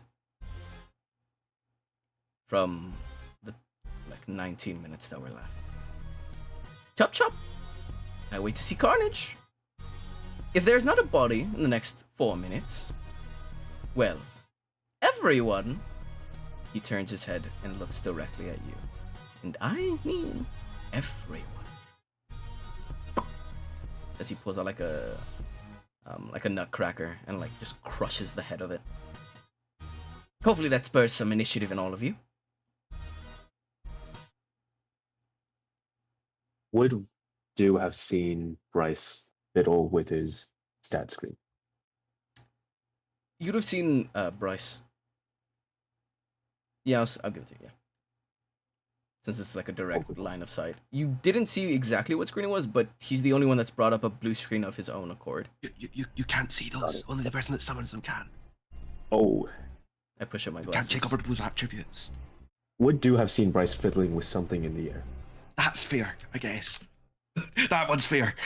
doing holographic motions that maybe one of regular knowledge would not have access to. Yeah. Cool. He looks towards this individual that he does not recognize, and yet now he feels somewhat connected to because of the situation they're in. And with a hand, he brings up his own screen. He doesn't have time to take a look, and neither does he want to. After all, he's not going to be keeping these for long. He's going to be the first one to go. And yet, he still saunters forward towards Bryce. And with a trembling voice and with anticipation in his heart, he taps him on the shoulder. I will move my token if I'm allowed to. Yeah. Before they even reach the ability to touch Bryce, the sharpened pole is pointed towards them, keeping them at whatever length they need to be. He steps back, raises his hands up in the air. Through a shaky voice, he can't manage words, but he is of no harm to you. Not even if he wanted to be. You know, we don't really care what happens to us. We just want to see something happen. Be the clock run out, or we cheat the system. They still get their reward. And don't you think, as little actors, deserve something? Not a lot. I'm not asking to be king. I just want to die here with the likes of you. So if you aren't going to kill someone, why don't you let me kill you? One of us guarantees a living then. And you would save all the people around you. Isn't that something to live for? Isn't that something to die for? For a brief second, Do somewhat considers his proposition, as ludicrous as it may sound. It has crossed his mind once or twice. After all, he looks around the card. The other individuals here seem capable. They seem almost ready. And yet, when he looks at his own hands trembling with despair, he doesn't really see a way out of this. Who can? And yet, with a tightening feeling in his throat and with his heart steadily coming to a steadier pace, he regains reason. And with a sharp inhale, he steps back and he grabs the pole that he previously dropped and points it back at Bryce. Wait, what are you talking about? Both of you will hear the sound of footsteps approaching quickly as a head of blonde, almost white, actually no, still on the lengths of platinum blonde hair, shown as you'll see this figure approach. Whoa, hold on. Let's not get too hasty here. Come on, we can all be friends here. I Is that an I offer to don't. die then? I think we're Oh, past well, hold that. on a second. I don't want to die either. But we Then can stand back. I agree. we can get out of this. You already know the way to get out of this. There is only one Who way. the You know? fuck is we? You know, me. My name's Isaac, by the way. Pleasure to meet you all. He like gently bows slightly. Uh, me. Him. He'll point at you, and you. We can. Um, just. I'm sure of it. You know, we could be like the three amigos, right? He'll like give you a thumbs up. He makes no gesture back, only looks at him with his eyes filled with not content, just something a little less. Tell me, Isaac.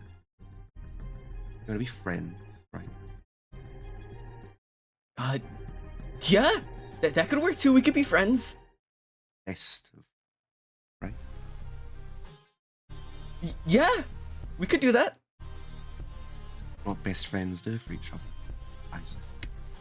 Yeah, they help each other out. Yes. Good. Now help me by jumping on my blade, or help me by holding this kid down. Oh, that doesn't seem like very heroic to me. I'm not gonna lie. Can we be like a little more like flashy, cool, like heroic about it? It's kind of lame if we just like start jumping somebody. I'm not gonna lie. You like step back presumably from the brandishing of the pole. Theo points his pipe at Bryce, and yet he keeps his focus trained on Isaac. Can you afford to be a hero right now? Of course I can, and everyone can. It's just a matter of whether or not you're willing to stand by your guns. And you know, there's merit in sticking by what you believe in. Now, Dew has never considered killing anyone in his life, and he still doesn't now. But he knows that there's no other way out of this. I mean, he's seen the carnage outside, he's seen what's already happened to the others in this train, he's heard the heads pop, he's heard blood being spilled. And the sharp stinging pain in his neck still keeps him awake and alert. And yet, even if he doesn't have it in him to take somebody out, someone else clearly does. And so he steps back and lowers his pole.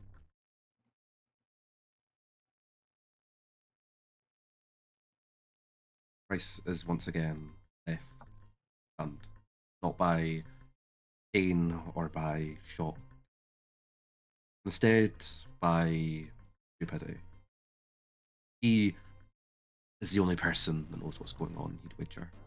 He's the only person that could possibly know what was going on, maybe in this state, maybe in this city. He cannot believe how slow on the uptick everyone is.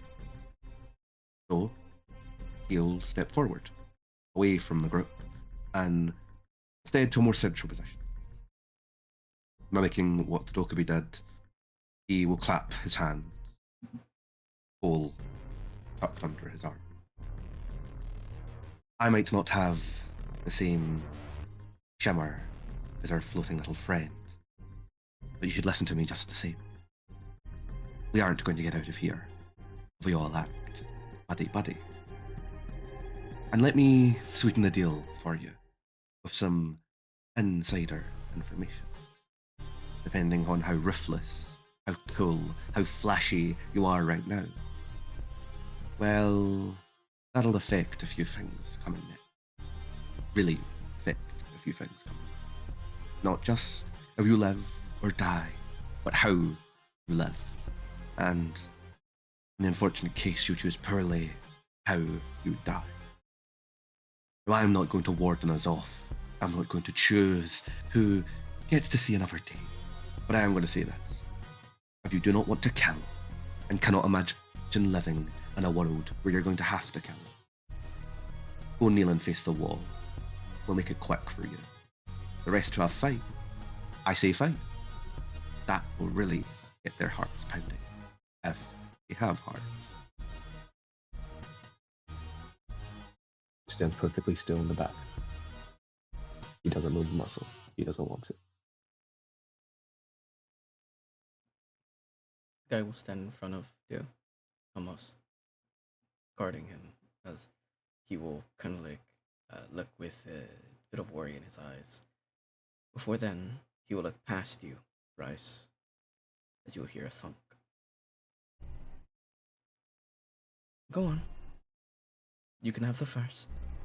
As you see this woman, looks at you, Bryce, as there's a man thrown to the ground, a large slash against his back, as in her hand is a knife.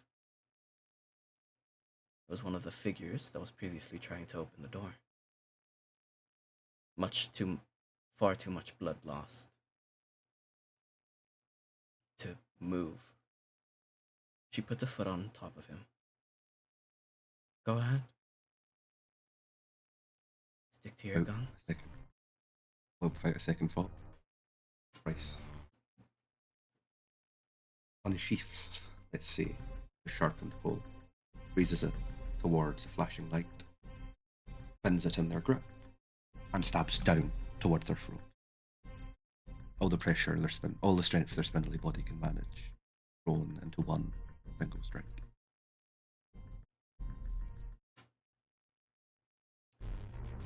She smiles.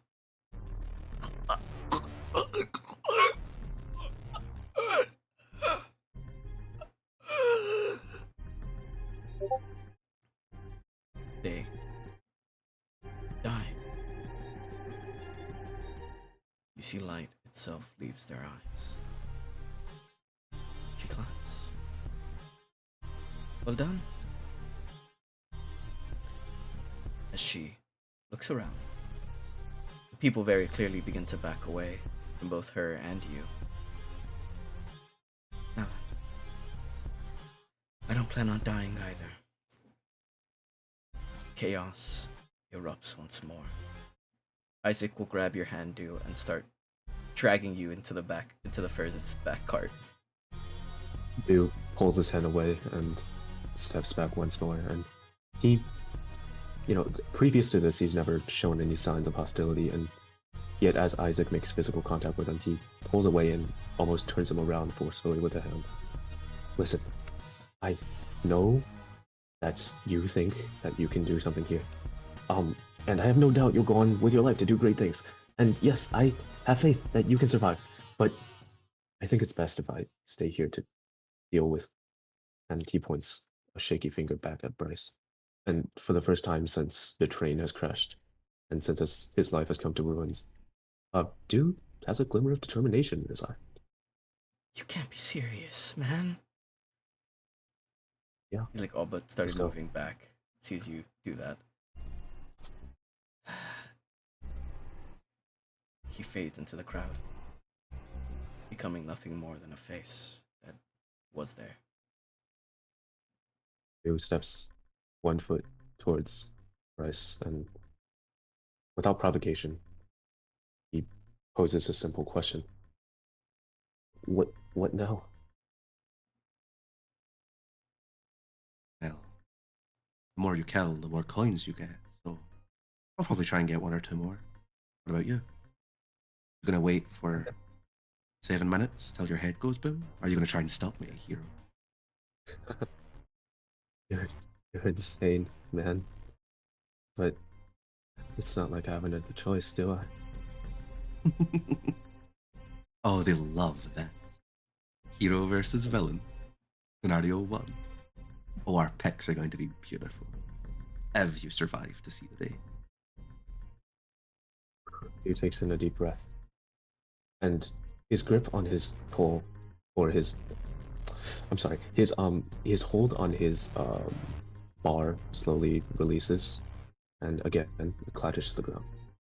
He looks down and rubs his eyes with one hand, and as he looks up, he says something perhaps surprising. Do you want to work together? Is there anyone still beside Bryce? And we Around you, no. Most people have are already like, if not here, then they are long past trying to get away from her. As she's seemingly just walking to the area of most mass, as it is all but the back cart at this point. work together. Oh, you showed so much promise. A villain and a villain teaming up.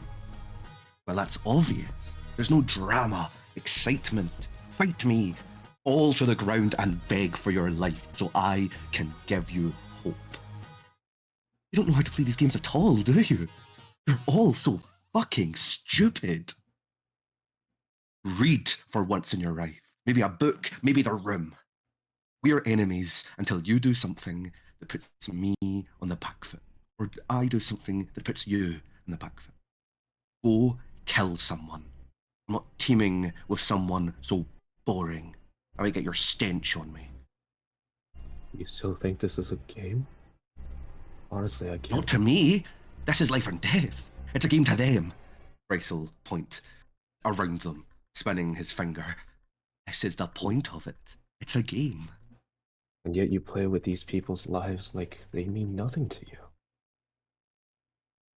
I have nothing to say to you.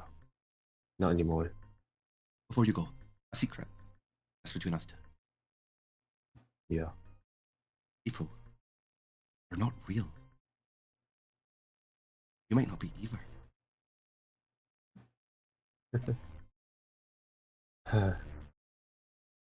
You're probably more right than you think. And with that, Do once again picks up his fallen weapon and trails after the group that's leaving. Perhaps to find a victim, perhaps to wallow away in his final moments.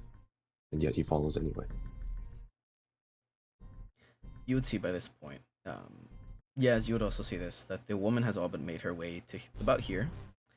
And she has, in the matter of Oh my god, she's maybe fucking like fast. maybe like 30 seconds, she has managed to cut about 6 people. She's only killed one. She lifts up her arms. Come on! Come on then, vultures. Come get your pick. She looks around at everyone. Hey, you knocked that the fuck off! What are you going to do?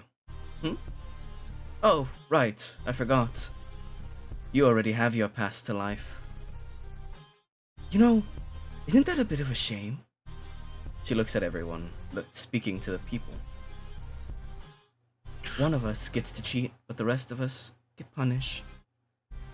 You bastards already killed somebody. You don't need to kill anyone else. Says who? They get coins. Some sort of Coins? arbitrary reward system. What? All these people have lives. What's the point of coins? Had. They Making our lives better. You'll see You're gonna that kill they- people because you want a better life? Exactly. That's the way the world works. You put others down, she will stomp on someone's face to put yourself up. And she will start stomp, stomp, stomp, stomp, stomp, stomp, stomp, I'll. until it is a bloody mesh. 4 left. He looks back to Bryce, and again, that flash of determination crosses his eyes ever so briefly. The enemy of my enemy is my friend? Stop trying to make it work. You're boring me. Never mind them. And Bryce, go try and clean up some of the corpses. Or was some of what the I saw. soon-to-be corpses. You'll see as you begin to walk up, there is a litany of people that, to you young, are almost beginning to stare at you. Some with a curiosity for how you'll act, others with a brief hope that you'll kick the bucket next. It's hard to tell. But Izawa looks across the room, realizing full well that he is just himself, and how weak he is. He sees the distress and all of these other pained souls as all they can do is sit and wait for death. But he looks to these people who are looking down at the rest of us like we're rabbits or sheep for the slaughter. And his heart stirs. He looked to the others. Well, what are you doing? There's fewer of them. If someone needs to die, it could be the people who think it's okay to slaughter us. And I will charge the bitch in the front. All right. Ow. You rush forwards. Go ahead and roll me 2d6 plus. I'll give you a +2. 2d6 Where did plus he get that 2. +2 from? Yeah. Oh, Okay. not bad, not bad, not bad at all. You'll see as you rush forward, there's a brief moment where she has no concern. She is completely convinced that she'll be able to move out the way, but her foot is stuck in the skull of the person whose head she just caved in. As she starts to take a step backwards, and then you catch her by the stomach and throw and manage to push her to the ground as you are now straddling her. As then it crosses your mind. Sickly green hair. Those beady green eyes that look like they could kill.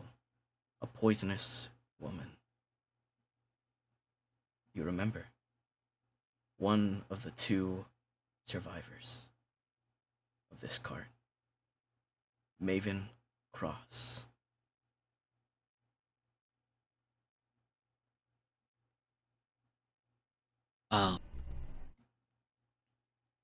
He looks at her shocked,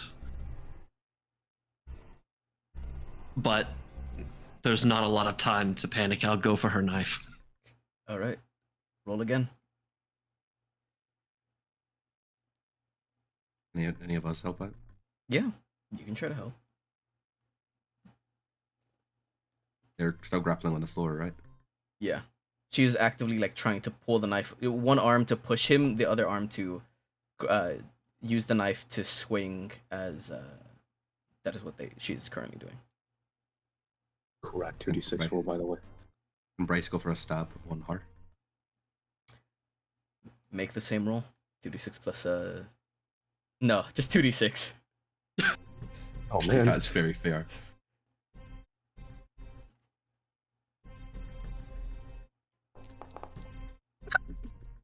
Ooh. Uh-oh. You see Bryce, you're talking incredibly big game.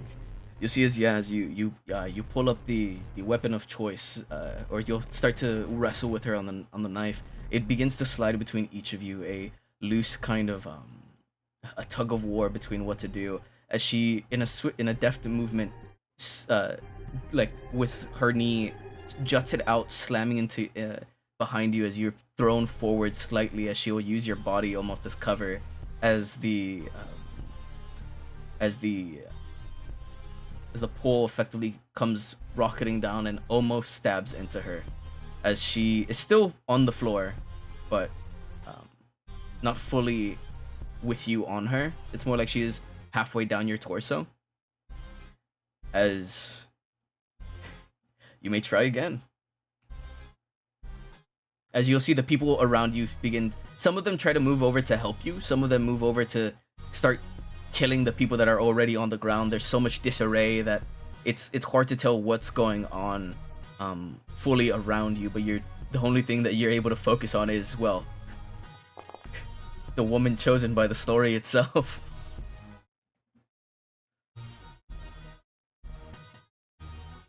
I'll go for a stab. Go for it. Oh my goodness. It's okay, she's that bitch. Oh fuck. Ooh, she's a bitch. She manages to bat Yaz out of the way, as Yaz you are thrown off of her, tumbling off of her onto the ground, as she'll start standing up. However, just as she does, she feels a sharp metal pole stab into her like right breast, as she will like pull backwards, stopping it from cutting any deeper. As she'll raise up an arm. You rat. No hard feelings, honey.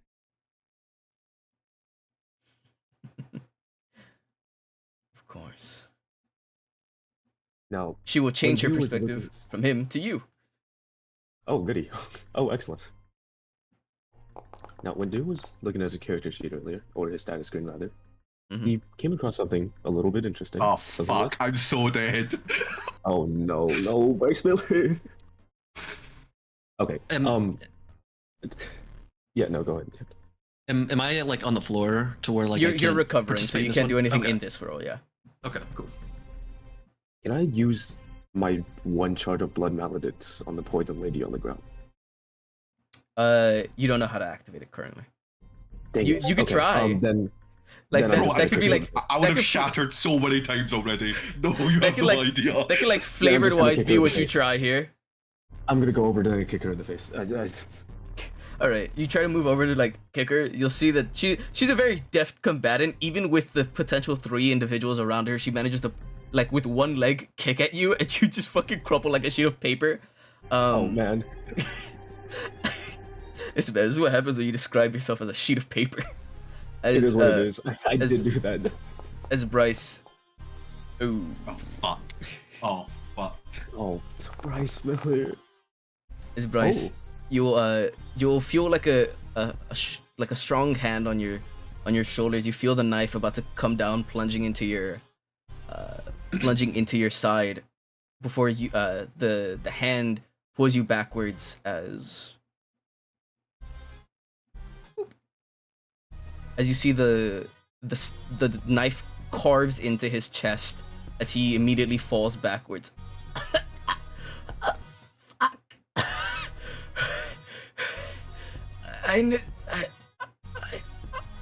You see that he tries to speak, but all the air has been cut out of him. Well, heroes always go first, I suppose. As he is still alive, you'll see that he's struggling, but at the same time, you see the wounds on his chest are beginning to close. Oh, I go for a stab on him. Yeah. Bryce. Oh my god, I hate you What's wrong guys. with you, man? Bryce, what's wrong with you, man? What the fuck in Bryce Miller? All right, you stab and you kill him. Oh, goody. As you feel Try again. as you feel the edge of your jugular as single moment. It's simple. It's a singular cut. But you feel after a single second, your body finally recognizes what happens as blood begins pouring out of you. As you begin to die.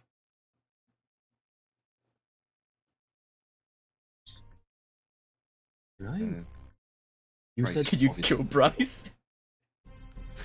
Bryce is obviously not shocked by it. The pain registers. The feeling is there, but even still, he keeps up his smile. Words gargle past his lips, but nothing but blood and saliva. And he stumbles without much elegance to try and sit down, falling probably a little short. You like as you're taking the final step to actually like turn around to sit, your body just can't turn. You feel your body grow limp. You feel the cold material of the chair as your ribs clack against it before you can, barely able to kind of hold on to it as you are only held upright by the chair. You feel life beginning to fleet. She leaves you, a presumed death that is guaranteed for her. However, Bryce, you don't see the coins appear yet. No matter how dying you are, you stabbed him. He should be dead. You don't see any coins. Do you? I mean, yeah, no, yeah, as soon as he can, we'll get back up, seeing this unfold. You bitch! These people have lives and dreams, he says, and he like runs forward and tries Go to ahead and attack her roll. again. I'll look at the other kid who's just sitting here doing nothing. I'll be like, do something! Kabanki, use your medical skills on me. Yes, yes, that is exactly Doctor, what I was going to do. doctor. How badly injured is this guy who just got Oh, he's gonna stabbed? fucking die. Oh, golly gosh, can I roll like a medicine check or something to like stabilize him? Yeah, roll me 2d6 plus 3. Oh, thanks for the +3, DM. I appreciate that. This is good. Ooh. Oh, yikes. I'll say every turn that you can succeed on keeping him alive will be another turn that Bryce isn't dead. This is a success. Got it. As you are Okay. trying to staunch the blood, but very quickly you see your hands, and there is a fuck ton of blood on your hands. Dude like tries to like stuff his clothing in as like makeshift gauze. He tries to like somewhat like close the wound, and yet he looks down at his like bloodstained hands, and he doesn't have the time to recoil, and yet he knows what's natural. All right. And one of the two Yes. combatants, they gotta find it out. As you as you're trying to like swing on her, you'll see that she definitely takes a single step back, a single strike, another cut on your arm, another strike, another cut on your arm. It isn't so much that she wants to kill you. No, she is toying with you. Come on. Spoke big game. We can't have you bleed out now, can we? I will take a step back then if she's going to play. And I will, rather than rushing forward blindly, try to analyze and figure out a better way to attack her. And there you go. I have no choice other than to keep Bryce alive, so could I Your get mind another one of begins those to medicine your checks, mind DM? begins yeah, go ahead and make another medicine check. Your mind begins to flow. Yes, this was your focus. Your focus was the characters of this novel. You never saw this part, but you know enough about her to see how she might act. You know enough about the story to see this, and then it clicks. The golden boy with platinum blonde hair. The other survivor. Isaac. My goat! I'm sorry. Isaac Starr. You now know both survivors, but that doesn't help you fully as you look towards her. You begin to think back on everything. How was it that she fought? How was it that she took hold of things? How was it that she was a part of the story? As you begin to take that step back, she'll then begin her approach. Oh, come on now. Don't tell me you're afraid. As in, you see it. A single blue box. The head. As she'll swing at you one more time. What do you do? Sorry, the blue box. Can you describe the blue head. box to me? That is all it says. The head. The head.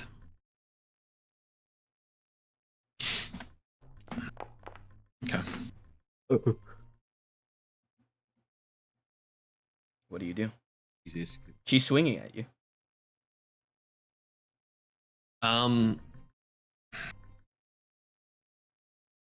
Is there like one of the exploded heads down below me?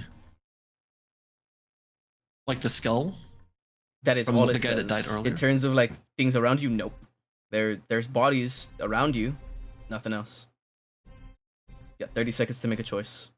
1, 2, 3, 4, 5, 6, 7, 8, 9, 10, 11, 12, 13, 14, 15, 16, 17, 18, 19, 20, 21, 22. I try to grab at her hands as they're coming towards me, and I will Coming towards you where? I will headbutt her, just smashing my skull into hers. Okay, roll. Let him know, Japanese man. Okay. Use the You head. grab onto her onto the hand with the knife as you manage to bring her in closer, slamming your skull against hers. As you do, you'll begin to see that almost like a purple coating comes over the knife as she'll grab up towards her skull, feeling the blood trickle down.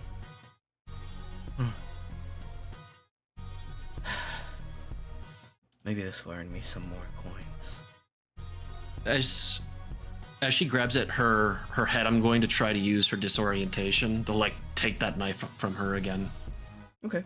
You go to grab the knife, and you'll see again from the right as like a massive claw of almost purple energy begins to come towards you as she will swing at you with her fist. Hey DM, how's my 8 medicine check doing?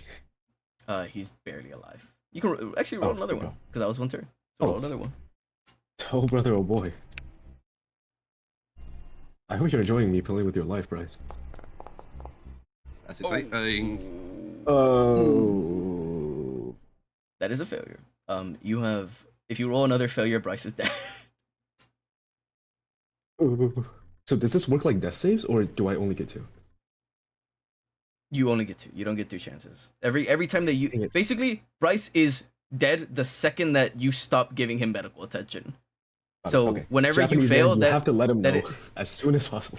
whenever you fail, that is no longer, that is a showing of you no longer being able to keep Bryce alive. Therefore, with the second failure, Bryce is just he has bled too much. Got it. Okay. Is there anything like surrounding me or around me I can use or find to potentially help with this catastrophic situation? There's like other bodies. You could try to rip something off of somebody.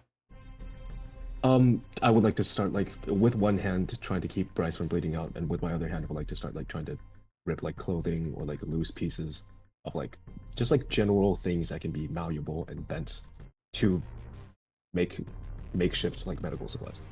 Okay. Cool. Yes. What are you doing?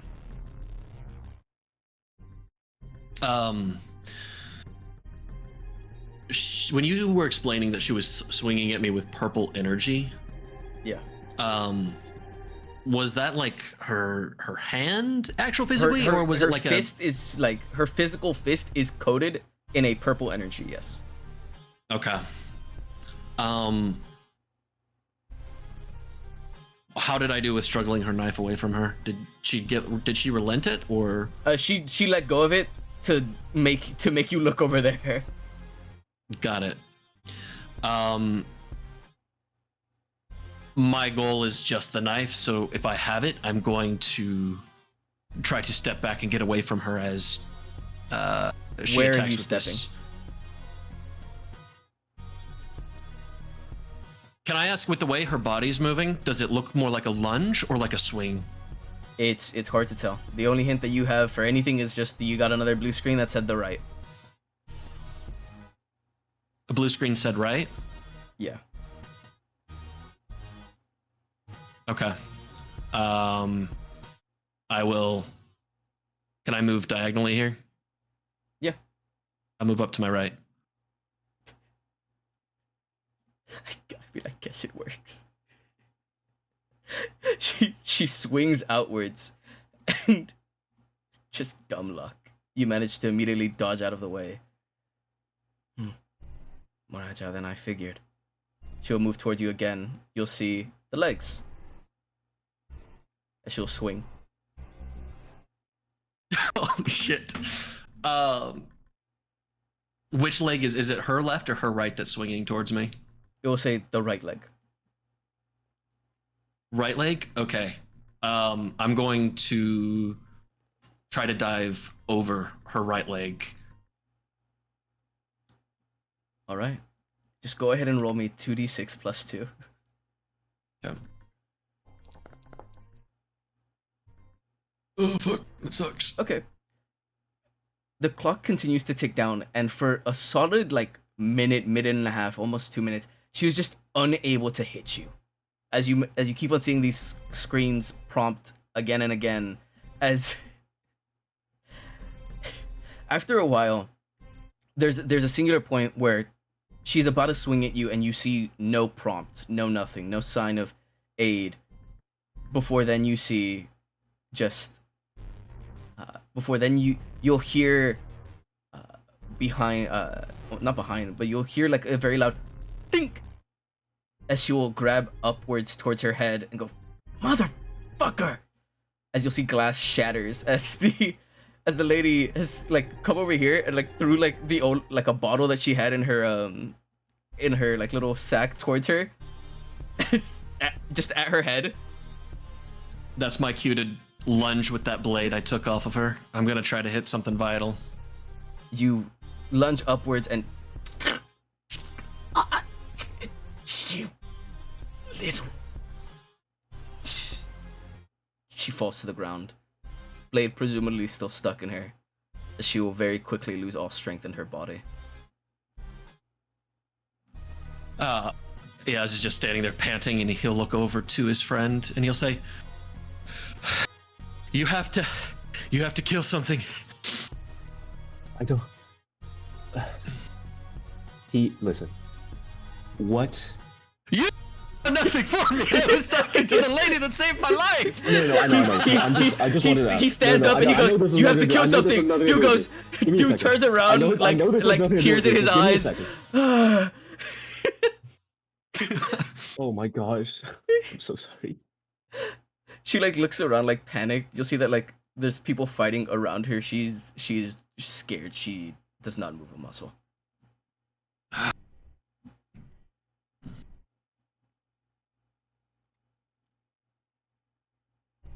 Are there any other people in this cart outside of Isaac Oh yeah, there's that like are still alive? there's that are like still 10 alive? other people in here.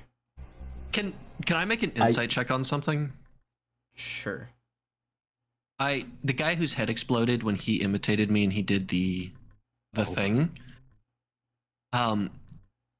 Did it explode because he was about to because he confirmed what I say, or did it explode because he imitated my result?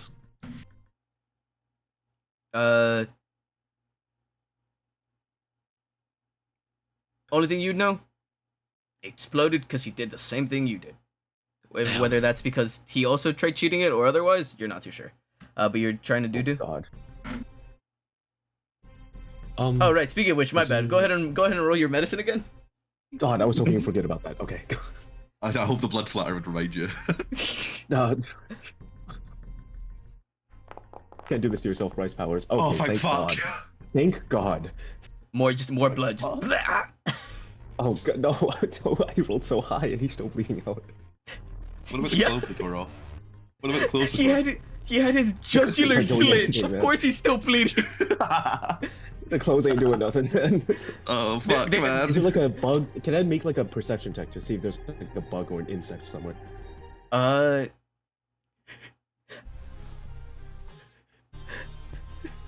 Just kill one of the people on the ground beside you. Come on, stop being a pussy. Stab God, them. you're so right, but I fear that my character simply does not. There's this guy. He has something that isn't a human. Oh. Oh. Yeah. See? That's not human. Yeah, I'm seeing the thing that's not human, and it's looking at me with its black beady eyes, and it looks like it's asking for death.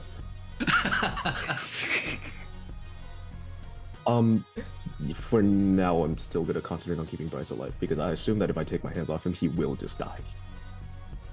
Probably. You will see that. You will see as you're looking around, like, fuck, where's something? That this individual is currently kneeling over one of the nearby bodies, both hands put together, as after a single moment he will reach down and crack their neck. Oh man. Hopefully you're fine.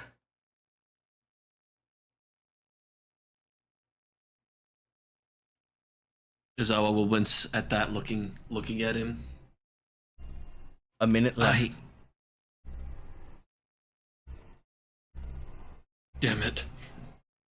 You'll see in the chaos that of the people that you see here, this figure has all but sheltered himself in the corner.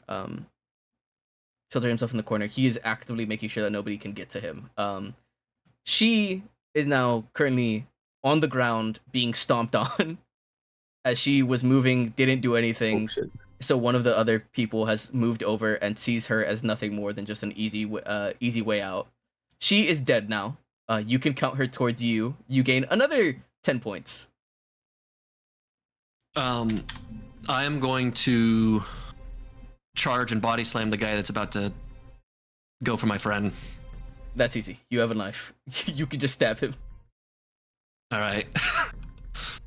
If it worked for the actually, knife, a little bit more. Actually, yeah, no, I stab him and then hold him down, and then I slide the knife to her. Do it. He was gonna kill you anyway. I'm sorry. Yazawa does not look happy with his own actions. She looks at you confused and with 2 shaky hands will grab the knife and 30 seconds. I can't. I scream as I tear up. She will. 20 seconds. Stab the knife down. Give me a medicine check. Yes, thank you. Is it possible for me to do a medicine check and potentially You try to do find something, the yeah. victim? Yeah. Cool. As you're standing there, you'll actually it's pretty easy. You see this guy will walk over towards one of the people that have been injured, but seemingly no one's looked at them, and start dragging them over to you. Oh shit! Bryce is saved. Bryce, you got this. By the way, I'm shit. such a fucking cracked doctor. I'm insane. You're with such it. a crack Can I have doctor. one question? How many points is Bryce on? I swear to God, if I've done this and I'm getting out fucking paced by Bryce, the what's your monetary value? pacifist. Yeah, how much money have I backed? Because I definitely killed a lot. I definitely got enough kills. Go on. Give it to me straight, dog. Well, you could have gotten more, and then you got stabbed in the jugular. And then you did get stabbed in the And then one of your kills didn't count. Oh my God, I'm so you- unendingly pissed. You have 40 right now. Perfect. That's just As something. as The guy will clock is bring ticking over down- one person, and seeing you completely, he'll go. It's more of a mercy, to be honest. He'll look at the clock. Fuck, we have 20 seconds left. There's no room to talk. Just do it. As the clock is ticking down, second by second, Dew looks to his right, where he's holding Bryce, barely alive. The man who's made his very brief time on this train, a living hell, and yet he still sees value in this man who's done him wrong so many times. And he looks to his left, the one that he has no connection to, someone that he will never talk to again in his life. And with very shaky breath and with a very unwilling heart, he picks up Bryce's fallen weapon, which is presumably still coated in crimson blood, Mhm. and he raises it in the air and he plunges it down towards his sacrifice. Congratulations. You gain 40 points. As you'll see, the guy will immediately get up and move away as he will fade into the crowd. Would I recognize Isaac, or is it too much of a commotion for me to properly register? I'll say at this point, all 3 of you can know. None of you remember the specifics of his character or what he could do, other than maybe Yaz or Yaz might know this a little bit more specifics in regards to his character, but you do know him, and the name started ringing a bell after a while of he was one of the only 2 survivors of this cart. Got it. Okay. I just let him However, walk off. yeah, with that said, Yaz, I'm gonna need you to roll me a 2d6 plus 2. You'll want What do you like a mean by that, 9 or Gabriel? up. Oh, that's phenomenal. Thank you for that. What do you mean by that, Dungeon Master? 2d6 plus 2. All right, let's see what we got. I got a 5. Oh, we're so bad. Oh, we're so bad. Oh, we're so bad. We're so unbelievably Okay. bad. If you rolled below a 9, she wasn't gonna be able to bring herself to do it. As she is killing this guy, I look over with tear-filled eyes because I'm just, helping murder this person. And I look at the kid with his ferret and I say, if it was between you or your friend, he would want you to live.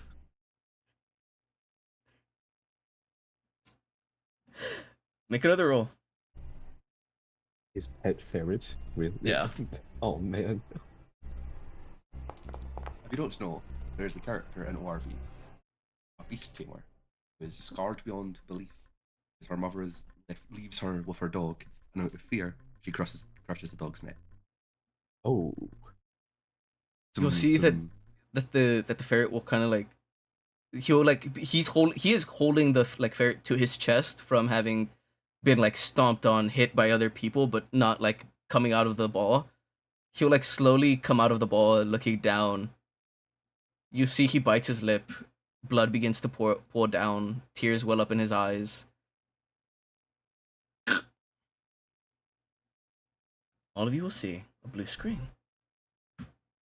Scenario 1. Over. 1, 2, 3, 4, 5, 6. However, unfortunately,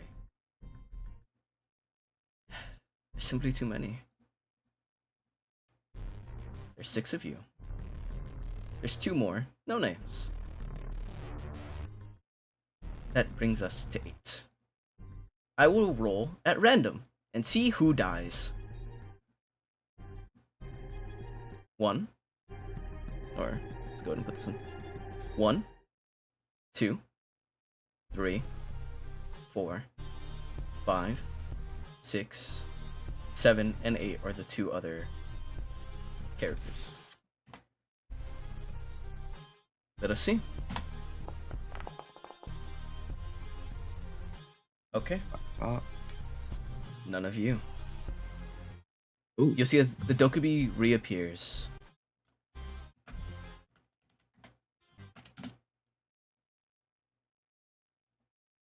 There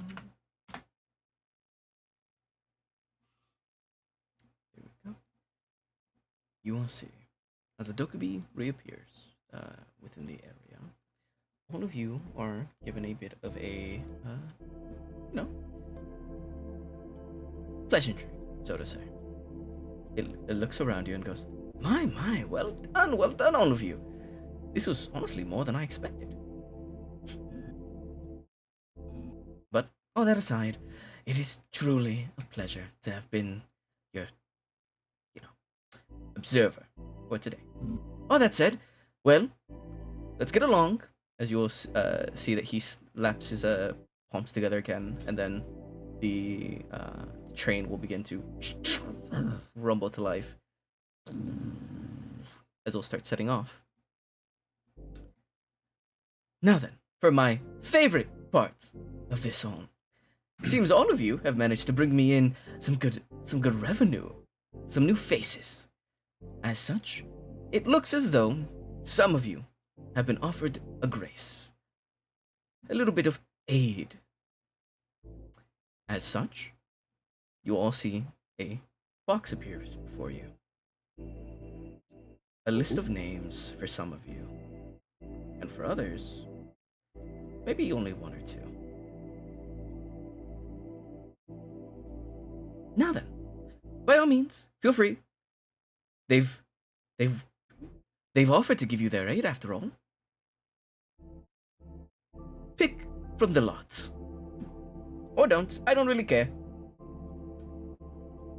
As we'll go ahead and end session there. As you all next session find out what constellations you have to choose from. Why we got cliffhung? Oh my goodness. Well, it was already rather eventful, you'd say so. Some of us Yeah, nearly no. died.